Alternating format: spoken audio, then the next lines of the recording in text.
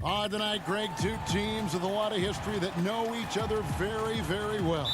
And sometimes familiarity breeds contempt. Yeah. And that goes for the players, coaches, and fans. This one might get heated. I'm sure you felt that way many times when you play. Almost every time I took the floor. Good. You literally want to dislike your opponent. Let's check out Chicago's starting lineup. White and Levine team up in the backcourt. Williams is out there with Garrett Temple. And it's Carter in at the 5, roaming the paint. And not a bad passing center. Carter Jr. with the solid find there that leads to a bucket. Garland with it, and it's Carter picking him up. And stolen by White. Now here's Williams. Lobs it up for Levine. Oh, and they get in the way of the alley-oop. Not to be. Good play defensively. Ahead, here's a Okoro, and blocked. That one goes careening off the glass. Got a piece of it. Now Cleveland moving it up. That's good from Allen on the assist by Wade. They start that play with aggressive defense, finish with aggressive offense. Well, a lot of times coaches will tell you that if you play great defense, you're going to get a reward. It's a good possession all the way around. Here's Levine. Jared Allen making his last shot. Second shot opportunity, and the basket is good. Carter's got his second basket. Bully ball at its finest there. Carter Jr. brings a physical presence to this team. And stolen by Williams. Here's Temple. 9-point game his last outing. Goes back up. It's deflected. How about Sexton getting in there? Great timing from the guard. How about that strong defensive performance for this half's Mobile One block? And early in the game, a defensive play like that goes a long way, establishing the attitude you want.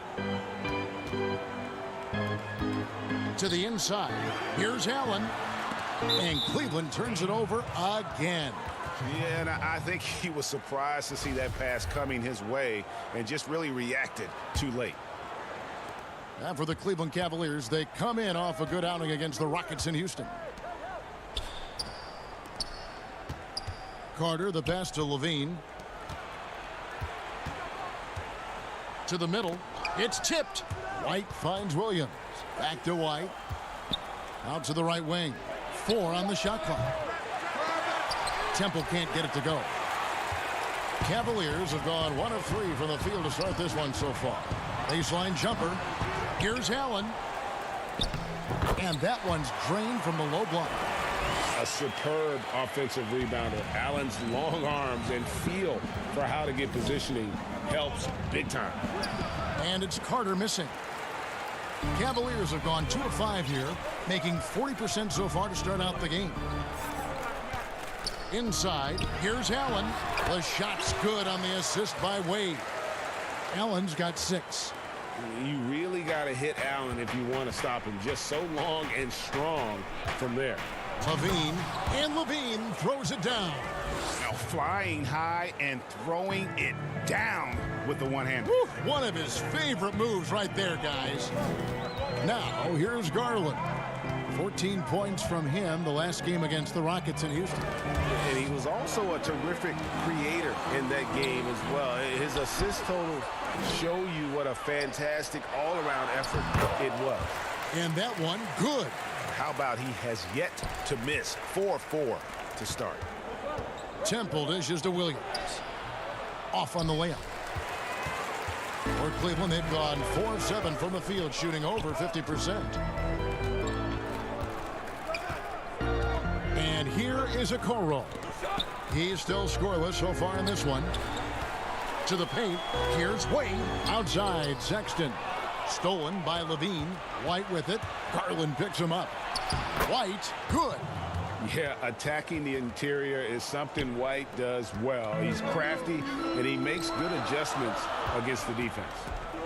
Now, here's Okoro. Count the basket. 10 points for him. How about 5 straight made from the field to start? And it's in there. And they've done well at taking advantage of some late defensive rotations and getting the ball in the paint. Here's Allen, and there's another one for the Cavaliers. And 10 of their last 12 coming off assists. Here's Carter, and then Carter with the dunk. Yeah, and with improving court awareness, Levine continues to tap into his limitless potential when making plays. Now, here's Garland. Steady offensive output from him, averaging more than 16 points a game. 6-second difference between the shot and game clock. The kick out to Williams. Outside, White. Pass to Temple. And some nice ball movement here by Chicago. And it's White missing. Okoro with it. Nothing yet on the scoreboard for him. Allen outside. Over White. That one misses. And still a close game as the first quarter comes to a close. Bulls lead by 2. It's the NBA on 2K Sports from Cleveland.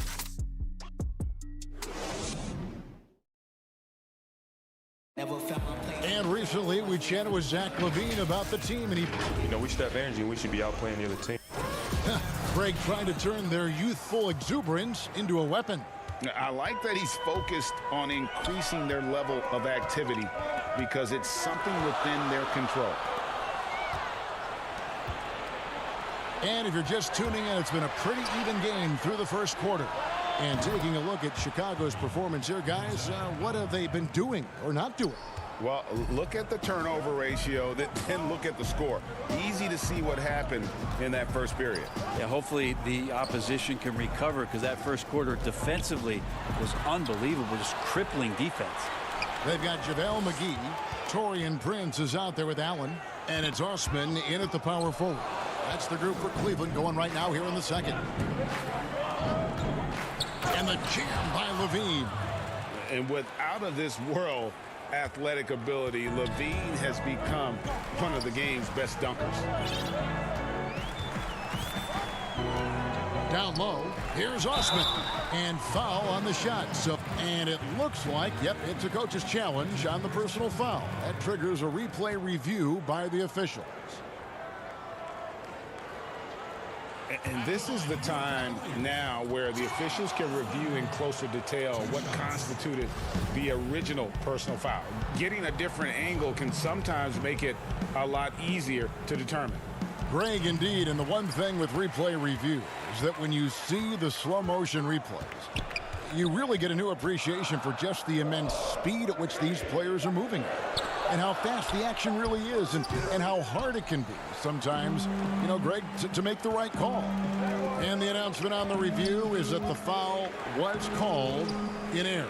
So they have determined, Greg, to overrule the original call. And guys, this is what it's all about, getting the call right. And I think in this case, the video review showed that while it was a tough call to make on the floor, they got it right with the review. And that's how you do it, guys. Ball pressure and then get some runouts. Okay, well, let's check in with David Aldridge, who's reporting from the sideline. Hey, Kevin, good to hear from you. Now, Zach LaVine has become a star, but he knows there's still work to be done. He said, I'm stepping into a leadership role, asking more of myself and giving more each year. You've got to look at your faults. I have to continue to improve my defense. I want to help us make the playoffs. My next step as a player is winning. Guys, back to you. Great attitude. David, thank you. Young with the steal. To the middle. Here's Levine. Laid in with a nice touch off the glass. And it's a 9-point Bulls lead. They're getting on a roll inside. Their last 3 field goals have come from the paint. Allen passes to Prince. Passes it to McGee. Takes it from 10. And that one's good. Osman. I love the ball movement there. He put that on a silver platter. Just served him up. Chicago leading by 7. Outside, Levine. Now, Valentine. He's coming off a 13-point game against Denver. Prince outside. Pass to Osman. To the paint. Here's McGee. That one doesn't drop. And Chicago will go the other way with the ball. They're moving on after the tough loss they took at the hands of the Nuggets. In the NBA, you've got to keep pace. It's a fast track out there, and I thought their lack of hustle defensively was the story of the game. Now, you can't allow any opponent to shoot that kind of percentage. If you do, it's just going to be so tough to keep up. Now here is McGee. Thaddeus Young missing his last shot. 1:19 left to play here in the half. Here's Gafford. He averages about 5 points a game. Young finds Satoransky. Tries it from 19. Young inside. Misses from short range. And so Allen will bring it up for the Cleveland Cavaliers. They trail by 7. This is their first chance to take a look at the Bulls this season. Yeah, and they lost the season series to this squad last time around. Maybe a little extra motivation tonight to show they've improved. His touch has left him in this quarter. Nowhere close to the kind of output they need from him. Satoransky, the pass to Gafford. Kick out to Levine. Now the pass to Gafford. That's good, and it's Levine with the assist. Levine's got assist number 5 here tonight. Yeah, the chemistry has been terrific. Really impressed with their offensive execution. Here's Osman. 11 points for him in that last game against the Rockets in Houston. Young with the steal. And really the smart thing would be to hold for the last shot. Every second right now is valuable to you. That should be their strategy.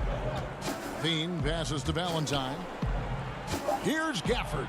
Shoots over McGee. Shot's good by Gafford. Gafford's got the lead up to 11 now for Chicago. And they've repeatedly probed inside in the first half, guys, and it's paid off. And so we wrap up the first half. It's Chicago. Thanks, Kevin. Zach, you guys playing with a lot of energy out there. Thank you, David. And we'll be back after halftime as the third quarter gets underway. It's the 2K Sports Halftime Show. Hey, everybody. Well, it was a closely contested first quarter for Chicago. They were never able to get the lead.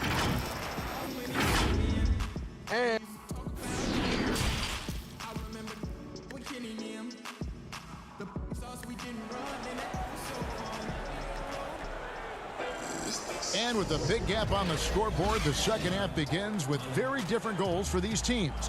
One side trying to mount a comeback, one side trying to protect their lead. Jared Allen with a strong contribution so far in this one. In those first 2 quarters, he was pretty much an automatic bucket getter if he got it down low on the block. Yeah, we'll see if the double teams start to come here in the second half to make them adjust offensively, but he's going to keep going at him. So for Chicago right now, White and Levine team up in the backcourt. Wendell Carter is out there with Williams, and it's Temple in at the 3. And with that, the Chicago lead is cut back down to 11. Some big points there from Wade. And sometimes it looks like for Garland, the game comes a bit easy, whether making plays for himself or others. Levine finds White. They get it again. And the rebound paying off as they pick up 2 on the second chance bucket right there. And that's the battle they haven't been winning today. Their work on the glass has been porous, and that's got to change. Shoots a fader, and it's White with the rebound. The Bulls leading by 13. Oh, and a fast break for the Bulls. Levine with the ball. The shot by Carter, nobody around. It's rebounded by Cleveland. I know it's about defending the post and the three-point line these days, but still got to be active in the mid-range area, and the defense gets away with one there. That's 1 for their first 4 to start the second half. Levine, good. Another bucket down low. They've been the aggressors, taking the ball inside and attacking at the rim. Garland kicks to Sexton. He dishes it to Garland. Here's Allen. Some nice passing by Cleveland here. Comes up empty from 8 feet. Team starts the second half missing 4 of 5 shots. When does the coach possibly call a timeout and reiterate what he talked about at halftime? Flying around in the open court, Levine can beat you with the jumper and the ability to play above the rim. White. Cavaliers with the rebound. Allen's got his 8th rebound here tonight. Wade against Levine. Okoro passes to Wade, and there's the whistle. 3-second violation. And with the frequency of three-point shots skyrocketing, Greg, does the drastic change concern you? And should something be done to lessen the dependence these teams have on threes? It's crazy. I mean, we're starting to see teams take more threes than twos. You know, some have said maybe limit fouls on three-pointers to only 2 free throws. That might eliminate some of the flopping on those long-range attempts, but I really feel like this is the evolution of the game, and that 3 is going to be vital. And let's catch up with our sideline reporter, David Aldridge. Hey, Kevin. Well, the Bulls have a new front office, branching out from the Nuggets Brain Trust with new team president. Given Denver's success identifying and developing young talent with a win percentage that's climbed year after year, there is at least some optimism that the Bulls will be able to build a similar and sustainable winning program. Guys? Wouldn't that be a story? Thank you, David. Daniel Gafford's checked in for Chicago. Young comes in for Garrett Temple. McGee with the block. Inside. The shot by Sexton, no good. That's a surprise. I mean, really out of character for him to miss when the defense is not right up on him. Well, a lot of players in the league are going to make that shot, and for him, it's pretty much automatic. It's a good defensive effort to prevent the layup. Now, here's Garland. He's been quiet so far. Still no points in the game. To the right side.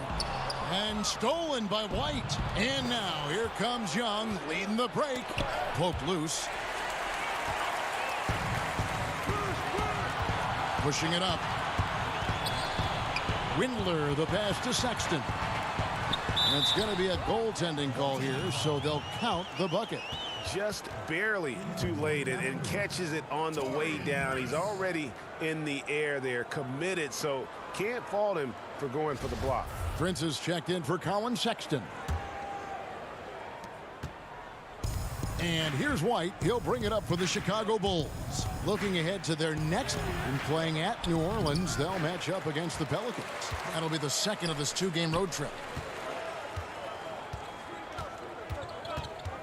And 1:01 left in the third quarter. To the inside, McGee. Well-timed pass, and he goes straight to the bucket for the layup. Fantastic ball movement. They're picking them apart with their passing. White dishes to Williams. And it's a defensive 3-second violation. Chicago shooting their first free throw of the night. And team free throw numbers really about as good as you could ask for, around 80% on the season. And so he hits the technical free throw. Okoro, he's checked in for Prince. Williams kicks to White. Pass to Gafford. 36 seconds left to play in the third. Young's shot is good. And Matador defense, that's one of the easiest shots he is ever going to see. Yeah, it feels like Christmas right now, just gift wrapping points. Really heads up there. A play where you locate the best open pass and then you get it there for an easy bucket. And here we go. Coach's challenge happening right now. This one in regards to the personal foul. Seeing if that was the right call. And this is the time now where the officials can review in closer detail what constituted the original personal foul. Getting a different angle can sometimes make it a lot easier to determine. Greg, indeed, and the one thing with replay review is that when you see the slow motion replays, you really get a new appreciation for just the immense speed at which these players are moving and how fast the action really is and how hard it can be sometimes, you know, Greg, to make the right call. And the announcement on the review is that the foul was called in error. So they have determined, Greg, to overrule the original call. And guys, this is what it's all about, getting the call right. And I think in this case, the video review showed that while it was a tough call to make on the floor, they got it right with the review.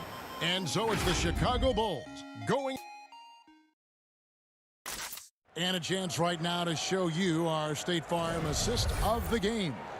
And I'm glad this was the pick because I love this pass. Such a great dish. That's what I call court vision. Well, a great job with the eyes. And what separates great playmakers, as we know, is peripheral vision. And with 3 quarters behind us, let's see what this 4th period holds in store for us. They've got Garland, Okoro out there with Jared Allen. And it's Windler in at the shooting guard position. That's the 5 for Cleveland right now. Down low. Here's Okoro. Here's Windler. Shot clock at 6. Passes to Austin. When you look at the balance of power between players and teams, Greg, does it feel like the players now have more say, more control than they used to? No doubt. We're seeing more players demand trades, sign shorter contracts with opt-outs. And the irony of that is, in my era, our best players were fearful for the length of their contracts or the life expectancy of their careers, believe it or not. And these guys today, they understand their value. They know what they bring to the table, and they are utilizing that to the max. And is that good, Greg, for the game? I think so. I do think most guys want to win, and they understand that their legacies are going to be defined about whether or not they do. And Cleveland making a change here. Sexton's checked in. Inside, deflects the pass. It's stolen by Carter. White the pass to Carter. And the foul called on Jared Allen. That's foul number 2 for him.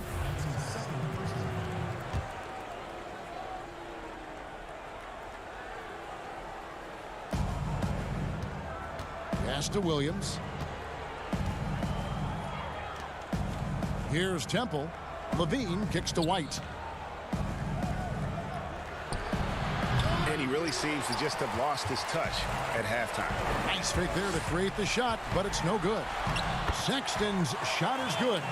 Sexton seeing the floor, knowing where to run that time. Good pace. Here's Williams, and Williams throws it down. Total letdown by the D. Can't leave the bucket unprotected. Absolutely, and it takes an easy 2 points onto the lead. Will not find a higher percentage opportunity than that. And won't find many more games as entertaining as this one. No, this is about as high octane a game as you're going to find. And now the Cavaliers. Fast break. Allen leading the charge. To the middle. Here's Okoro. And a miss there with a chance to cut the lead to single digits. Chicago leading by 10. Williams dishes to White. There's the lob to Carter. White, good. White's got 4 points now in the quarter. An assertive offensive player. White knows he has the green light to rise and fire. Another shot. And oh, that was close. He draws the foul. He'll shoot 2. That's his first personal foul. Shooting for Cleveland, D. Wade. Taking 2 shots. The first one falls. And both free throws good for Wade. Fourth quarter of play, and we're about 2.5 minutes through it right now. White the pass to Williams. Carter kicks to Levine. Bulls moving the ball around. And he gets the whistle. 2 free throws coming up. It's on Jared Allen. And probably more of a natural scorer than passer. White has worked hard on his playmaking ability. Good on the second free throw. The Cavaliers trail by 11. To the paint. Here's Allen. Had a chance there to cut it to single digits, but it's off target. For Chicago, they've gone 3 of 5 here in the fourth quarter. Pretty good numbers coming out of the break. Levine finds Williams. No good there. Cavaliers go the other way with it. Here's Sexton, and he finishes nicely on the layup. Closer Sexton gets to the basket, the more dangerous he can become, and the defense has got to recognize that. We've got 1:55 left in the fourth quarter. Levine with it. Guarded now by Sexton. Williams. Clearly a foul.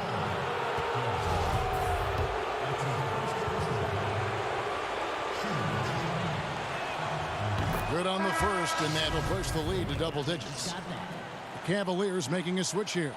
Osman's checked in, and a tough break as his second attempt at the line. No good. And it's Wade with the ball for the Cavaliers. A bit under 3.5 minutes have passed here in the fourth. 6 on the shot clock. Here's Allen. Wade trying to break free. No good from 11 feet. The Bulls leading by 10. Carter outside to the middle. Here's Williams. That one falls coming off Carter's feet.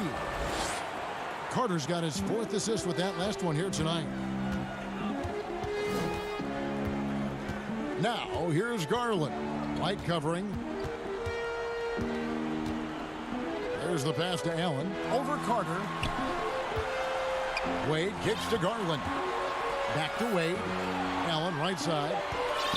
And it's sent back by Carter. How about the anticipation from Carter Jr. Has a strong sense for when to go after that block shot. I mean, even from over here, you could see that one pretty clearly. And he makes the first. And that one goes in. 2 from the line that time. In the 7th pick of the 2018 draft, Carter Jr.'s potential is enticing. A bruising big man with a bright future ahead of him. Here's McGee. Lays it up off the glass. Coaching staff would like some more shots from that range. 35 seconds left in the fourth quarter. Very dangerous to leave a guy like that open. Lucky break there for the D. Inside, here's Stevens. Over to the wing. Pass to McGee. Here's Stephens. That shot misses.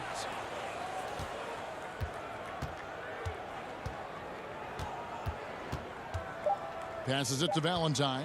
From deep. And so Chicago takes this one, and by a big margin. They came in here and took care of business like they were the home team. And Kevin, how about the mental toughness that this group showed? They were...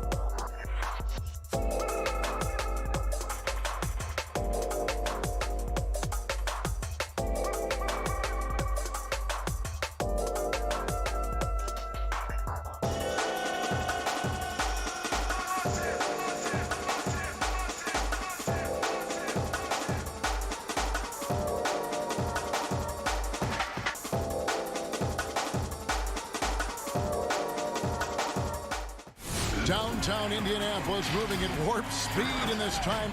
And look at the starters for the Cavaliers. Garland and Sexton man the backcourt. Then there's Allen.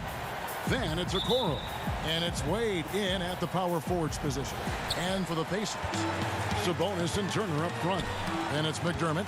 Then there's Malcolm Brogdon. And it's Holiday in at the shooting guard. Now here's Brogdon over Allen. The shot by Brogdon, no good. Now Allen. And here is Garland. Right now, both these sides dealing with injuries. We won't be seeing either of them at 100%. I agree with you, Kevin. It's been tough for both of these teams as they work through their rotations due to the injury bug. Credit goes to not only the coaches for trying to plug the holes and manage their rosters, but to the players. You know, when you're a pro, even if you're not initially in the rotation, you've got to always be ready to go. And these guys have stepped up well, the reserves. They are 0 for the game thus far. 0 of 4 here, still looking for their first make. Allen dishes to Garland.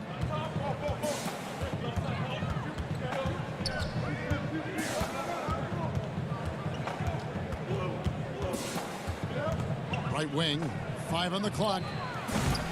Okoro shot is off. Pacers have gone 0 of 4, missing their first 4 field goals here. Here's Brogdon, and he makes good on the layup. Boy, the 5th time's the charm. That's a big basket there. Doubled by Sabonis.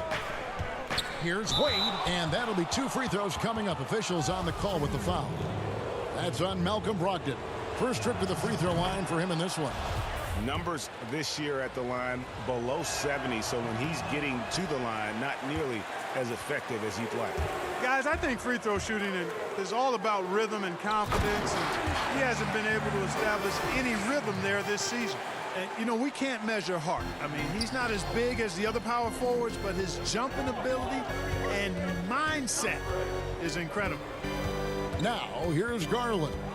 14 points from him the last game against Houston. And also 3 steals, so he showed some grit and determination on the defensive side.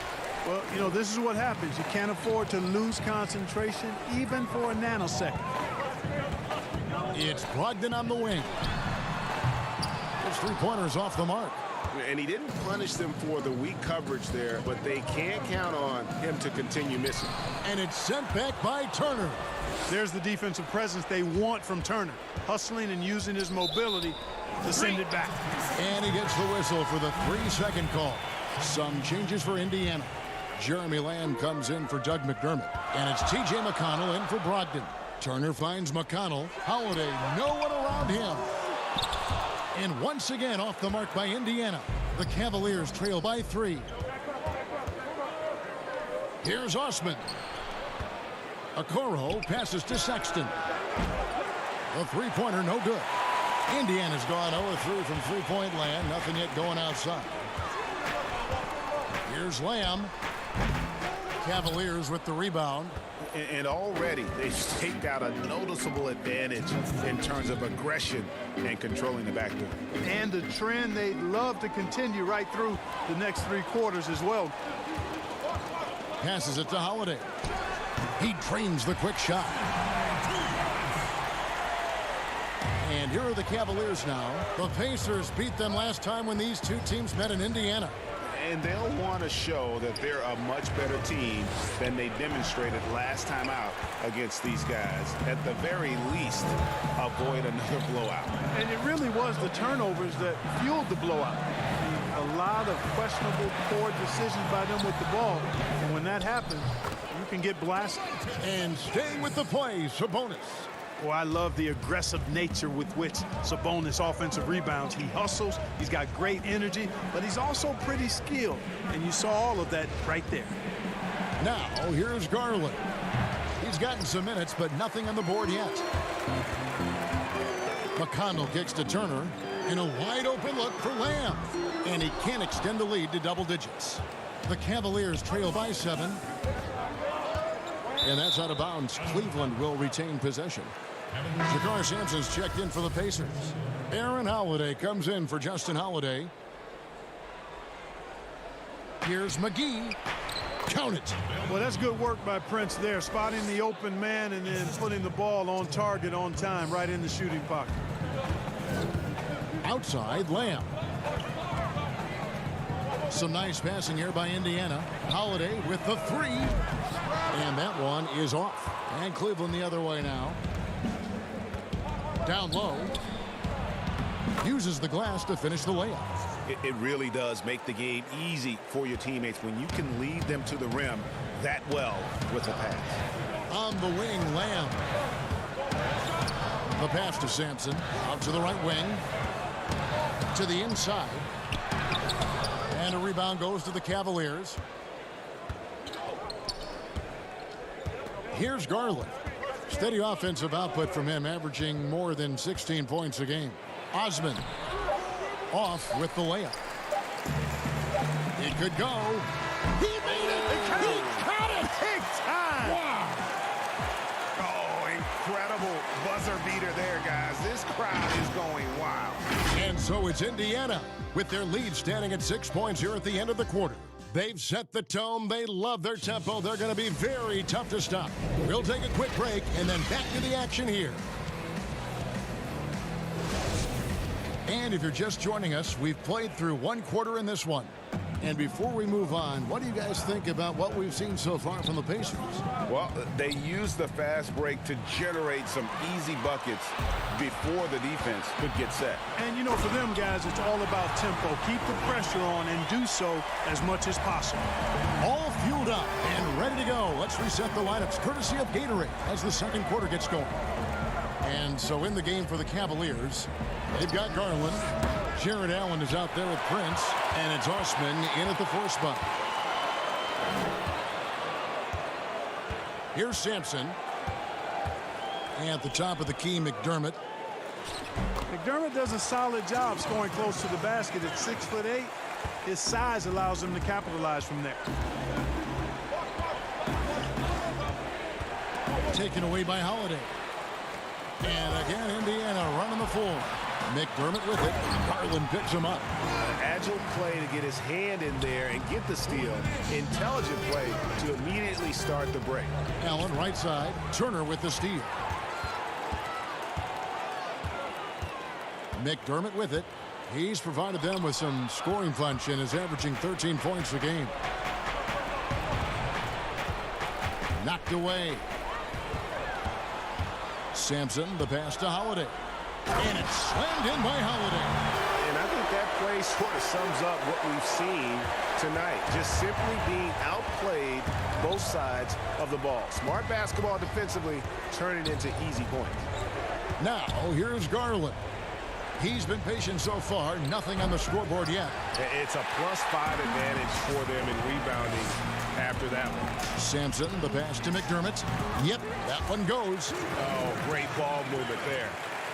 The Cavaliers trail by 16. And it's Aaron Holiday with the foul. That's his first foul. And some changes here for the Pacers. Sabonis, he's checked in for Miles Turner. And Justin Holiday subbed in for Jakar Sampson. Cleveland also making some changes. Wade, he's checked in for Osman. Okoro comes in for Taurean Prince. And it's Sexton in for Garland. Greg, as a point guard, what is it you like to see from that position on the floor? I think first and foremost, leadership. It's so valuable at that spot. And, you know, you always got to have your head high because your teammates are feeding off what you put forth in terms of your body language and enthusiasm. So, you know, the typical stuff about organizing offense and setting the tone on the defensive end, that stuff's important as well. But so much of how you carry yourself out on the floor when you deal with adversity and you know that you're going to, it is really paramount. Now, here's Sexton. He had a 39-point outing in their last game against Houston. And boy, did he have it going offensively. He lived at the line during that game as well, and that's where he got a lot of those points. Now, here is Holiday. Jared Allen unable to get his last shot to go. McDermott dishes to Holiday. The Pacers keeping it going. A new 14-second clock. And it seemed like they couldn't get anything to fall in that opening quarter, but you can just feel the momentum starting to shift. Yeah, things are starting to look up. I mean, they're making amends for that slow start, finding a rhythm right now. So it's the Pacers now after Colin Sexton's miss. On the wing, Holiday. Here's Brogdon. The putback and staying with the play, Sabonis. Sabonis has got his third basket of the night right there. They've shown some strength in the paint today. Their work on the boards has been impressive. Guys, that's putting it mildly. I mean, they've been absolutely dominant. And the call will be against Sabonis. That is his first foul of the game. And some changes here for the Pacers. Lamb comes in for Aaron Holiday. And it's T.J. McConnell in for Brogdon. JaVale McGee's checked in for Cleveland. Now, here's McConnell after the miss from JaVale McGee. Indiana moving the ball around. And 1:01 left now here in the second. Back to Holiday. Launches a three. Drains it from beyond the arc. Holiday's got 5. Assists like that have typified their effort today. Terrific ball movement. Really a prime example of the difference in how these teams have operated offensively. Much more individual play at the other end. That's tipped. There's 39 seconds left in the first half of the game. Lamb passes to McConnell.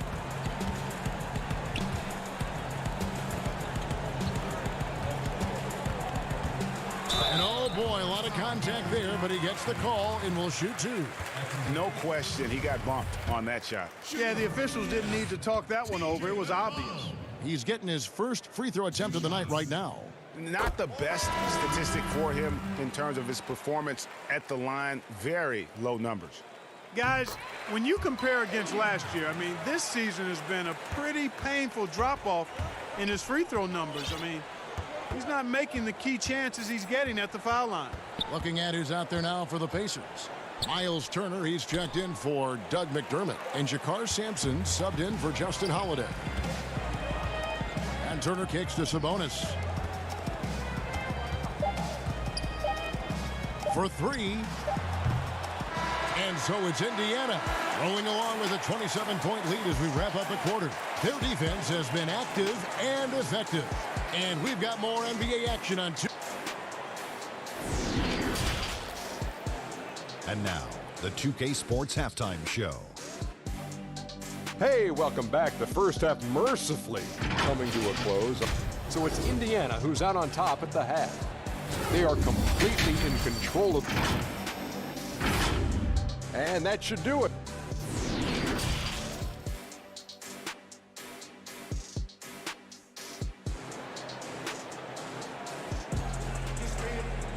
And there wasn't too much drama in the first half, but maybe things will tighten up here in the second. Doug McDermott really making a difference here. You just love the patience in that first half. Waited until he got the look he wanted. Well, you know what, guys? It was all about efficient offense, not rushing things, taking your time, finding the best shot on every possession. Sabonis and Turner up front. Then there's Malcolm Brogdon. Then it's McDermott. And it's Holiday in at the 2-guard spot. So that's the group out there for Indiana. Garland, the pass to Sexton. Down to 5 on the shot clock. And Domantas Sabonis pulls it down. On the wing, Holiday. Back to Brogdon. And that's a foul called on Colin Sexton. That is his first foul of the game. Tries a 3 off the inbound. The shot by Brogdon, no good. And so it's Wade. He'll bring it up for the Cleveland Cavaliers. Sexton for 3. And the rebound goes to the Pacers. Sabonis has got rebound number 12 here already in the game. McDermott kicks to Holiday. Back to McDermott. Left side, Sabonis. Over Wade. That one doesn't go. And it's the Cavaliers taking it the other way.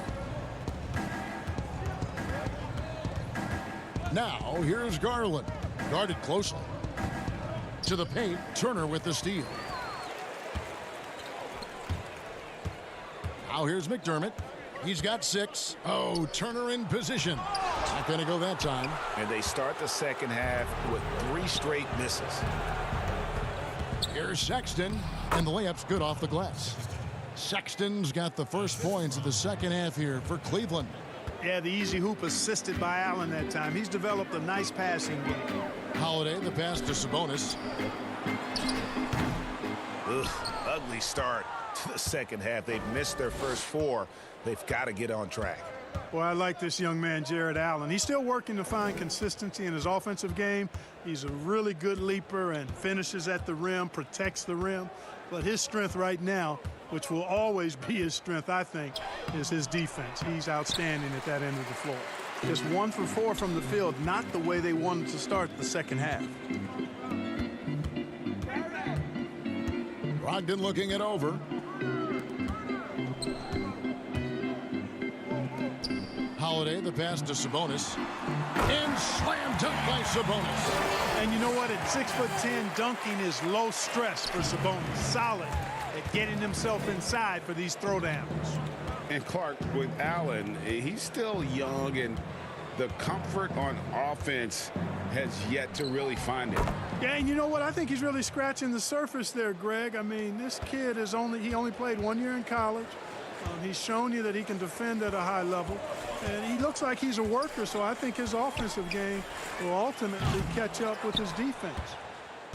Cleveland's gone 0-2 from deep to start things here in the second half. Here's Okoro, and he banks in the layup. Okoro's got his first basket. That's a textbook example of how to move the ball. Boy, you got to love that action. Stolen by Garland.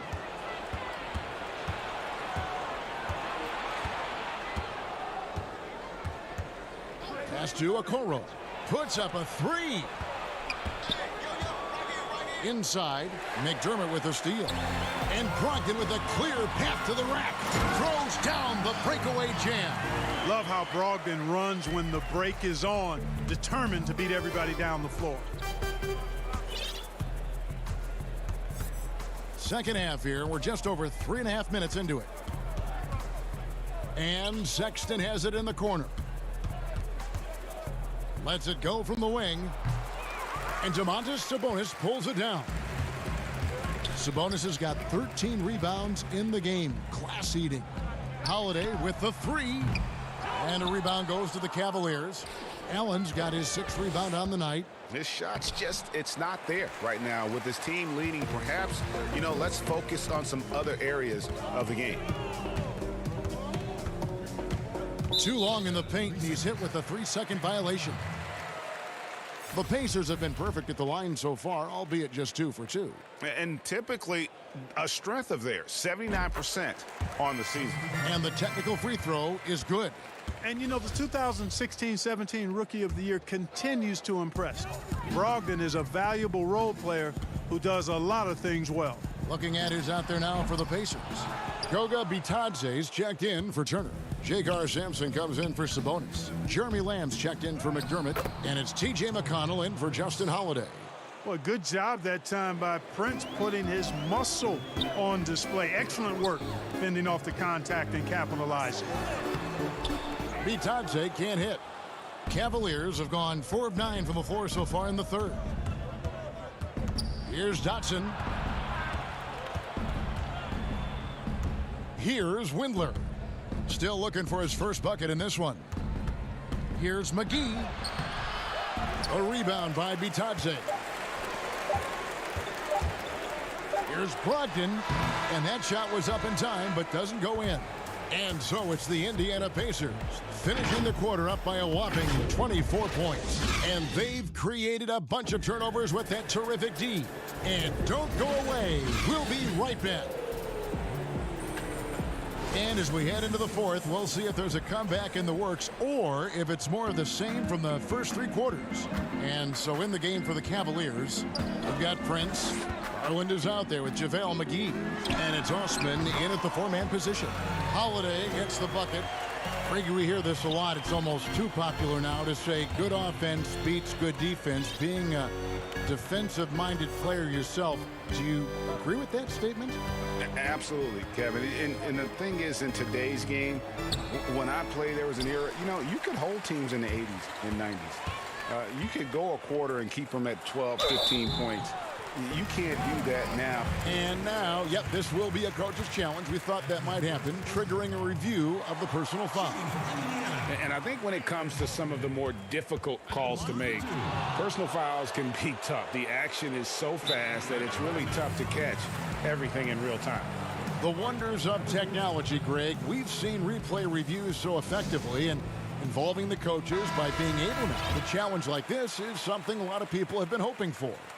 And so the word is in. They've decided that the call stands as it was made on the floor. And, you know, even if a coach still feels this wasn't the right call, you got to acknowledge the effort being put in to reviewing it. The double checking, and the game continues on. Offside Thomas. Here's the three. Excellent D there from Holiday. And so it's Turner with it. He brings it up for Indiana. From past the arc. No good. Shot missing. You know, he's not a knockdown shooter from there, but when you're that uncovered, you almost are forced to take it. They get a hand on it, and stolen by McConnell. Holiday against Thomas. And Holiday kicks to Turner. And there's the foul. And it's on Taurean Prince. That's his first foul. You know, you look at the 2020 class for the Basketball Hall of Fame, Greg, some great names, headlined by Kevin Garnett, Tim Duncan, Kobe Bryant. I mean, historic players. And all the more emotional, Kevin, having Kobe enshrined after his tragic passing. But when you look at the accomplishments of this class, arguably the most decorated that the Hall of Fame has ever seen. And Greg, you've gotten a bird's eye view, you've gotten a front court view, you've had a chance to be alongside these Hall of Fame players. Incredible talents, great people, and truly they've been terrific ambassadors for our game. Okay, two hands for safety. That's what they say, right? That's right. He was ultra safe with that dunk, no question. And he should be. I mean, remove all doubt. Get it down hard and simple. Indiana's gotten just one of 4 3-pointers to go down for them here in the fourth. It's Martin on the wing. From outside, off the mark. Cleveland's gotten off to an 0 for 2 start from downtown here in the fourth quarter. Sexton's shot is good. You know, the timing, the rhythm, I'm a big fan of when Sexton can just catch and shoot. Pass to Turner. And over 2.5 minutes in the books here in the fourth. Great positioning on the putback. Pressuring the ball and making a play that created the opportunity. You know, you push it after a steal, there's almost no chance the defense can get back and recover. McConnell passes to Turner. Indiana moving it around. 2 minutes. 2-1. Goes up to the stripe and misses it off the right side of the rim. Tell you what, that is a missed opportunity from mid-range for sure. With as little defense as was shown, should have made that one. And every miss finds its way to his hands. Well, what an impressive performance. Tell you what, those are crazy numbers, guys. I mean, believe me, I was a good rebounder in my day. It is not easy to corral that many boards in one night.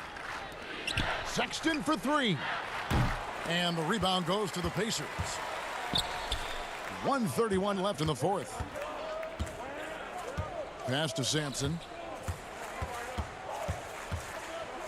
And we know the NBA is looking to get rid of the one-and-done rule pretty soon. Adam Silver, Greg, saying he thinks the league can create a better system. Do you think so?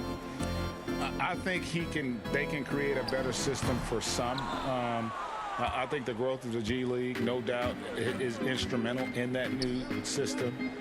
Now these young rookies can get the playing time in lower-tier pro games as they continue to develop. But I think still the collegiate game plays a significant role. The experience of going to college, even for a year, can be invaluable. There are pros both ways, college or the G League. Agreed? I do. I'm just glad it's not a one-size-fits-all proposition. Now you have the option. Not every kid wants to go to college and have that experience. Boy, the attacking mentality of Prince right there. You love that. If he has a lane, he's not going to wait around. He's going to hit it right away. The pass to LeCue. He kicks it to Martin. Here's Sumner. Back to Martin. Here's LeCue. Fouled on the shot and picks up 2 points. So one free throw coming up. They made the most of their opportunities, looking comfortable and locked in throughout the night. Boy, they've given their fans plenty to cheer about, that's for sure. Effort, skill, coaching, you name it, they've done it.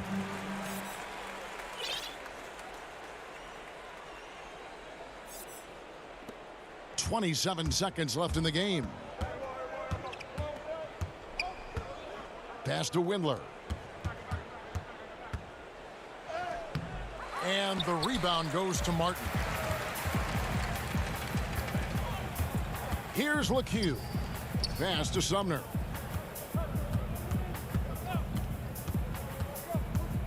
Right side Martin. Right block shot. And he overshot that one, missing. So no problem for Indiana as they get the win. They poured it on tonight. Dominant showing in front of a crowd that loved every minute of it. And, you know, this game could really be a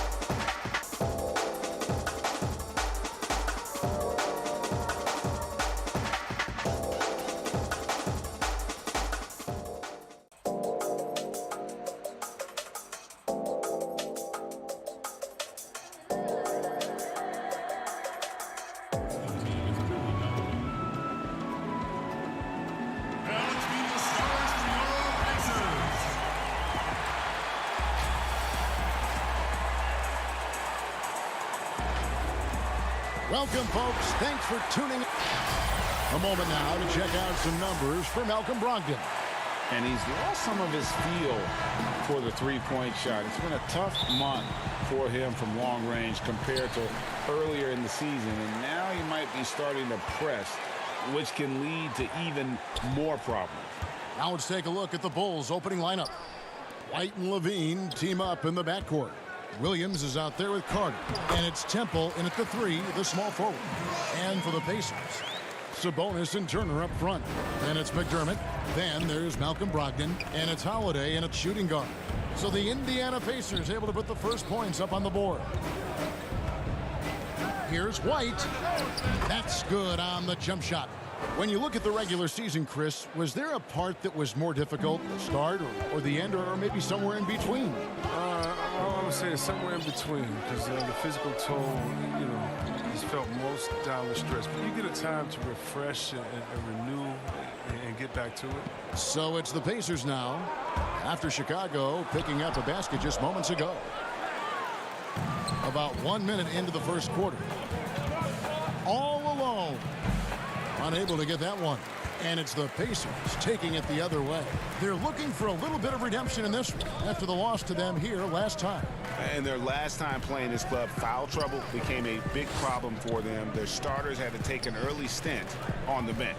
Yeah, and they can't afford a repeat of that. They need a lot more minutes out of their core group tonight. Shots good by Turner. Putting on the hard hat there. Give Turner credit for staying locked in on capitalizing no matter what. It's tipped. And it goes out of bounds. That one off Turner. Great instincts from him to get a hand on that pass and tip it out. We're just trying to prevent the opposition from getting comfortable. Next time, that one might get picked. Hard work on the boards. A lot of competition for that one. But he's got the lift to be the first one, too. Back to McDermott. Pass to Brogdon.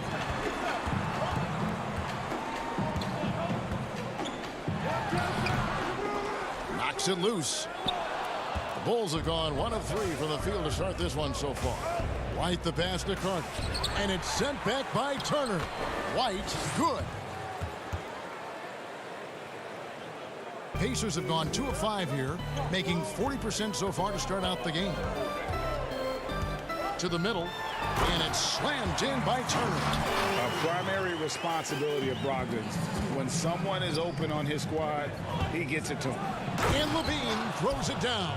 Oh, Kevin, not a petty, not a Manny, but a facial. Oh, a bounce to the ounce, Greg? Yeah, showing off the bunny. On some highs and lows for Kobe White in his rookie season. But you can see the upside he possesses, Kevin. White can get hot and fill it up in a hurry. Williams with the ball. Sabonis defending. Right side, Williams. Back to Carter. Williams trying to break free, and it's Carter missing. And with White, how about a 23-point quarter early in his NBA career? White's numbers were pretty bad overall. But with that huge quarter he had, the streaky shooting, you can see what lies ahead. Shooting foul as the whistle blows. He'll shoot 2 free throws. And defense comes at Brogdon hard, but he shoots through. Good technique helped him get that one off. This is his first chance at the line tonight. Indiana making some changes. Jakar Sampson's checked in for Sabonis. Jeremy Lamb comes in for McDermott. And Aaron Holiday's subbed in for Justin Holiday. So Chicago going with an almost entirely new group here. Daniel Gafford's checked in for Carter. Young comes in for Williams. Valentine's checked in for Garrett Temple. And Satoransky's subbed in for Kobe White. Here's Brogdon after the Bulls pick up 2. The tray. They get it back. Turner out to Lamb. And the pass to Holiday. Just 5 on the clock. That shot, no good. And Chicago will go the other way with the ball. Pass to Valentine. Passes to Gafford.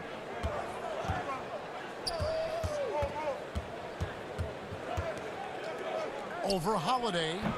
Gafford misses. And so Holiday will bring it up for the Pacers. The shot by Turner, no good. I mean, that can happen to anyone, but it's ugly every time it does. Oh, man, you just want to go find some place to hide, man. It's almost impossible to miss that. And the officials calling for a 3-second violation. T.J. McConnell, he's checked in for Indiana. And that was another look at the aggressive D that led to the mobile 1 block. And early in a game, these sorts of plays really can set the tone. Now here is Holiday. 11 points for him in that last game against Philadelphia. Yeah, but it wasn't all about himself. I mean, he kept everybody else in the loop. His passing was tremendous. Shots good by Turner. He's got some pep in his step tonight. I wonder what he had to eat last night. I mean, very solid first quarter for him at the offensive end. And Young slams it home.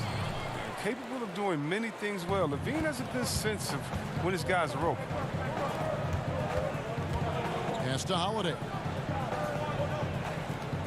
Feeds to Lamb. Back to McConnell.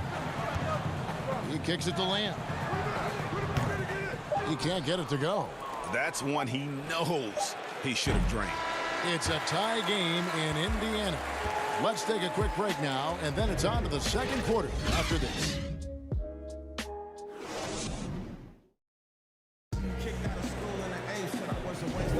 And we hope you're enjoying the game. Both teams tonight keeping things pretty even so far on the scoreboard.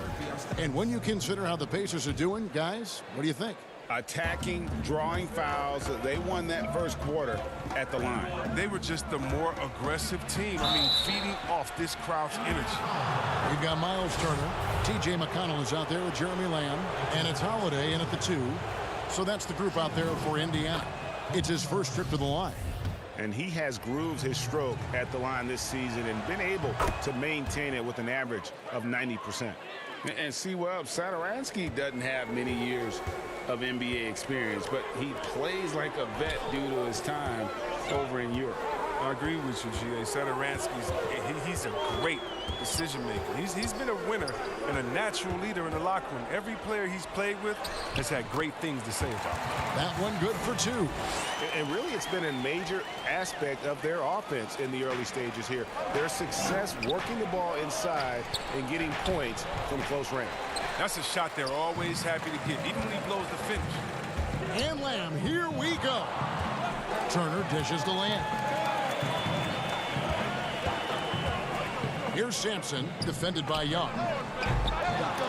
And so it looks like the Pacers will retain possession here.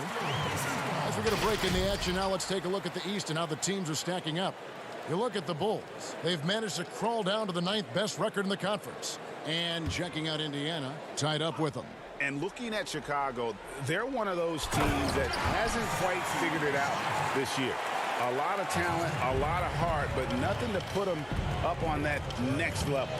Yeah, they're kind of in that caught in the middle type group. You know what I mean? You wonder if they need a personnel change to get over the hump. So it's Chicago now.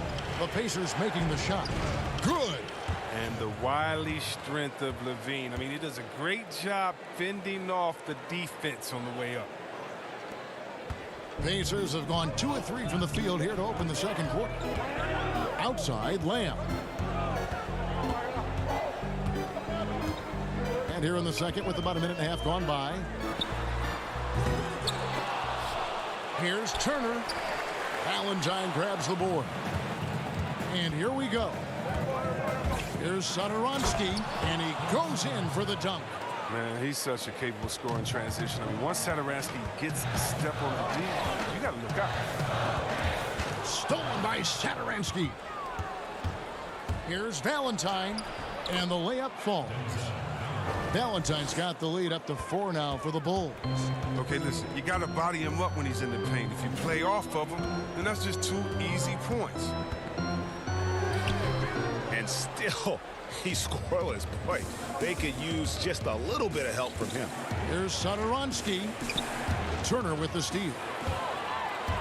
The pass to Sampson. Here's Holiday, and denied. He sends it right off the glass. There's Satoransky. Rebounded by Lamb. Indiana's gone 0-2 from deep here in the second. Guys, they're looking for a spark here. Yeah, a cold stretch offensively, for sure. Holiday, that one's in. His first bucket of the game. He's 1 for 2.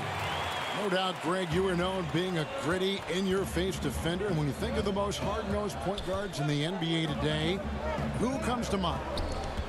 For me, I think Chris Paul, I go first because this guy. Oh, what a beautiful play. What intensity. Did you see that?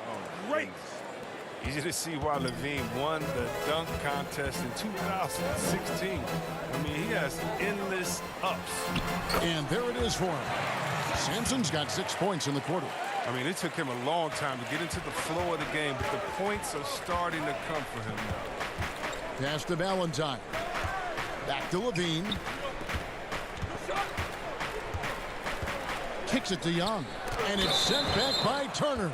And the officials now calling the shooting foul. He got a lot of ball on the block, but also got the body. So some free throws coming up right now. Chicago shooting their third and fourth free throw attempts of the game. And team free throw numbers really about as good as you could ask for. Around 80% on the season. Catching up on the changes now for Indiana. Sabonis, he's checked in for Jakar Sampson. McDermott comes in for Lamb. Justin Holiday's checked in for Aaron Holiday. And Malcolm Brogdon subbed in for T.J. McConnell. .109 left in the first half. Back to Brogdon. And Turner kicks to Holiday. Passes it to McDermott. 6 to shoot for 3. Brogdon. Chicago grabs the miss. Looking ahead to their next game, playing at New Orleans, they'll match up against the Pelicans. That will conclude their brief 2-game road trip. And a moment here to see the numbers for Carter. He's putting up about 12 points a game, 7 rebounds, and 2 assists. He's been making the right decisions and letting the game come to him. Solid play all around. Yeah, G.A., I like it because he's not overcomplicating things. I mean, he's just playing to his strengths and taking what the defense gives him. A tireless rebounder. Sabonis gives his team an edge on the glass. Young pass to Carter. It's not going to go for him. Good work defensively by Turner. Indiana leading. Down low. Now the Pacers moving it up. 2 free throws coming up, and they call the shooting foul. The Pacers have gone 2 for 2 in the game at the line. Pacers, Doug McDermott. Taking 2 shots. First free throw is good. Both good from the line that time. Here's White. 20 points for him last game against Denver. Yeah, but the rebounding in that game as well was just tremendous. I mean, he dominated the backboard. Oh, you have to appreciate the ball moving and the commitment to getting a high percentage look. Brogdon the pass to Holiday.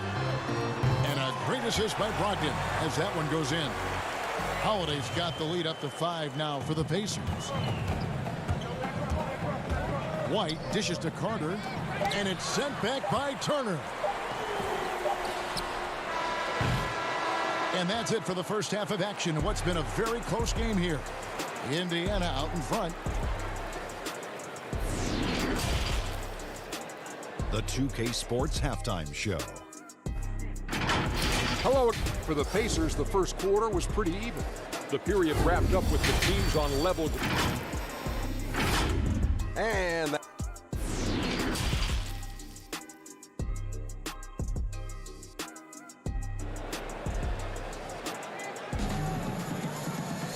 we've got second half action for you, and if the next couple quarters are similar to the first, this one could go down to the last possession.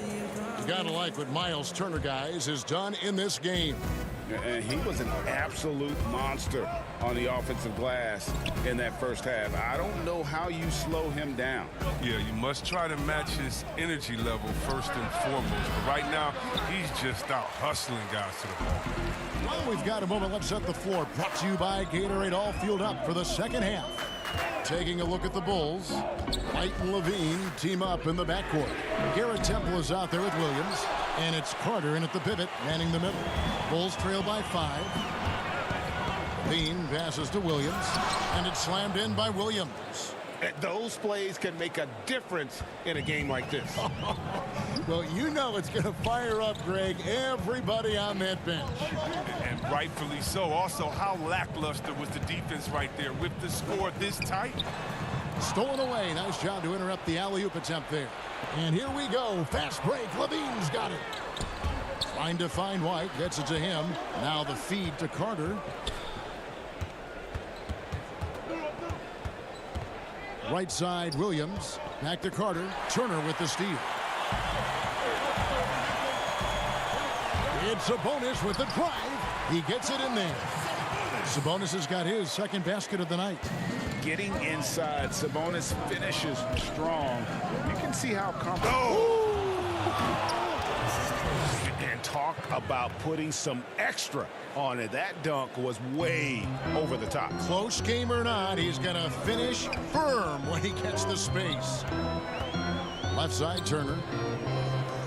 McDermott kicks to Brogdon. Pass to Holiday. Here's McDermott. That's tipped. Back to Holiday. Just 4 to shoot. Nice open look, but it's no good. Come on, you got to get up on him and play some defense. They won't get away with that next time. And so it looks like the Bulls will retain possession here. Indiana making some changes. Lamb is checked in for McDermott. And it's T.J. McConnell in for Malcolm Brogdon. Daniel Gafford's checked in for the Bulls. Valentine comes in for Garrett Temple. Levine dishes to Williams. The shot, no good. Nice D from Sabonis. McConnell passes to Sabonis. Good. And McConnell gets the assist. Sabonis has got 4 points in the quarter. They didn't have much of a problem getting the ball into the post that time. Back to White. He feeds it to Williams. Banked in off the glass. Williams has got his second bucket. The plan of attack is obvious. Get the ball inside and go strong to the rim. Sabonis finds Holiday. Oh, good with the triple. Well, he's got to be disappointed with his performance, but it'll be easier to swallow if they keep the lead. And contact on the shot, so he'll be shooting free throws here. We know how important the draft is, Greg. It can shape an organization. Talk about some of the best draft day deals of the last couple decades. There have been a lot of them. Oh, there have been a few. I mean, just coming to mind here recently, how about when Kawhi was traded to the Spurs? That was a huge get. Go back George to how about Kobe going to the Lakers, McHale and Parrish coming to the Celtics. I mean, we've seen that happen quite a bit, and I tell you what, boy, it can really transform a franchise's future. Here's Holiday. Chicago grabs the miss. Valentine's got his 5th rebound right now in the game. On the wing, Williams. We've got 1:28 left in the third. White the pass to Gafford. Lets a floater go. It's rebounded by Indiana. Sabonis has got 6 rebounds here tonight. Here's Lamb. And 2 free throws coming up, unable. And yep, we thought we might see it. And the coach's challenge has been triggered on the personal foul call.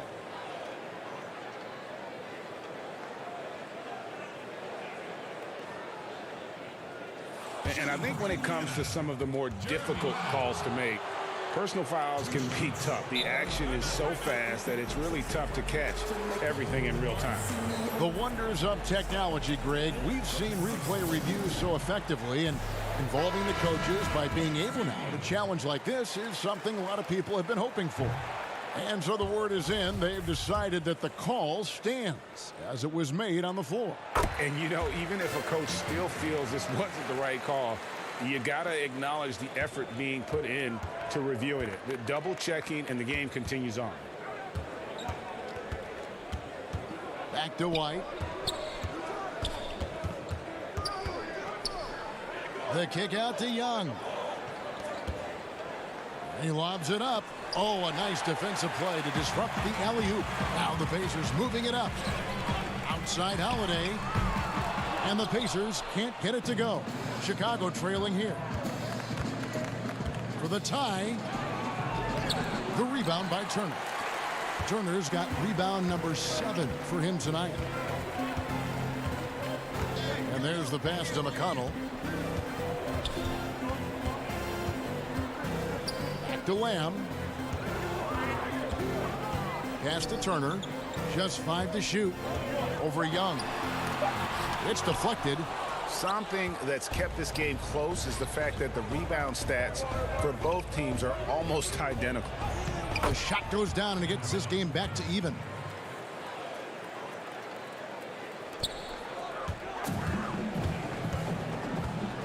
McConnell with it. Left side, Sabonis. Good on the bucket. Excellent touch on the catch and shoot. Sabonis wants to help his team space the floor. We're at the end of the third, and we've still got a close one. It's the Pacers. They lead by a bucket. And coming up as soon as we return from break, the fourth quarter gets underway. Now let's hear what it. Hold your ground. Don't let him back your way in. Well, this has been a great contest so far, and I imagine the fourth quarter could have even more action in store for us. Doug McDermott is out there with Jeremy Lamb. Then it's Sabonis. Then there's Malcolm Brogdon. And it's Holiday in at the 2 guard. That's the Pacers 5.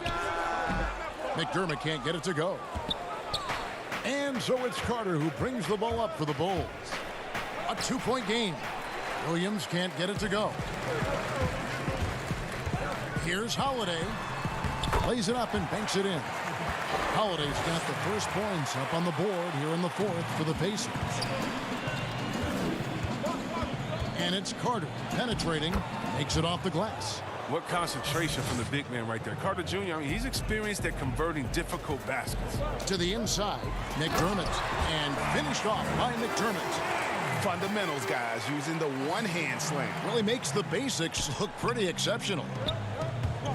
Inside, McDermott with a steal. Here's Holiday. That falls. Nice feed that time from Sabonis. Holiday's got 4 points this quarter. Yeah, the chemistry has been terrific. Really impressed with their offensive execution. Bulls trail by 6. Temple finds White. Carter with it. Sabonis grabs the board. Sabonis has got his 7th rebound of the game with that last one. Coach is liking what he's seeing from his offense. And guys, they put the defense on the defensive.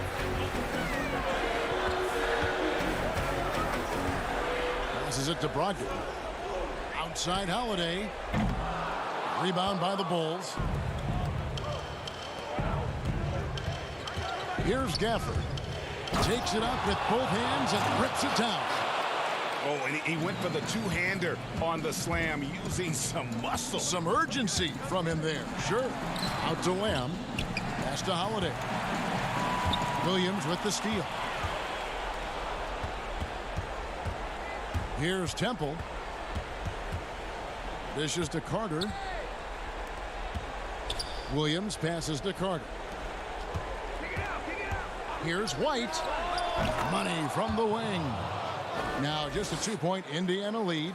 Oh, easy look provided by Carter Jr. Always helps when your bigs can move the rock. Just over 2.5 minutes played now here in the final quarter of regulation.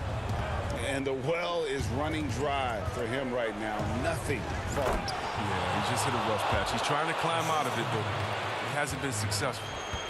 And you can see him give a little nod and then just burst to the rim for the alley-oop slam. A pair of teammates, Greg, with a terrific feel for each other. Holiday finds Brogdon. Over Carter.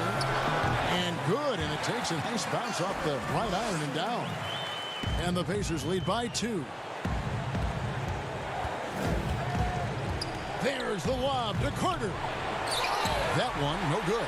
Oh, and that would have been a spectacular alley-oop. Really difficult to get the timing right on those long ones. Sabonis, no good. Some very aggressive defense to prevent the easy lay-in. Here's Williams. Count that one. Williams has got the game tied up here for the Bulls. Wow, what a pass there. He made that a very easy basket with that setup. The pass to McDermott. In the corner, it's Brogdon. Sabonis trying to get open. The shot by Brogdon, no good. And close to making the defense pay for the lax coverage that time. And it's Williams throwing it down. More of a shooting than passing guard. White still able to find the open. Here's Brogdon, and he uses the glass on the layup. And that's right in his wheelhouse, looking to make an impact when it counts. This is why they go to him in these spots. I mean, they trust his judgment and ability to score down the stretch. Carter right side.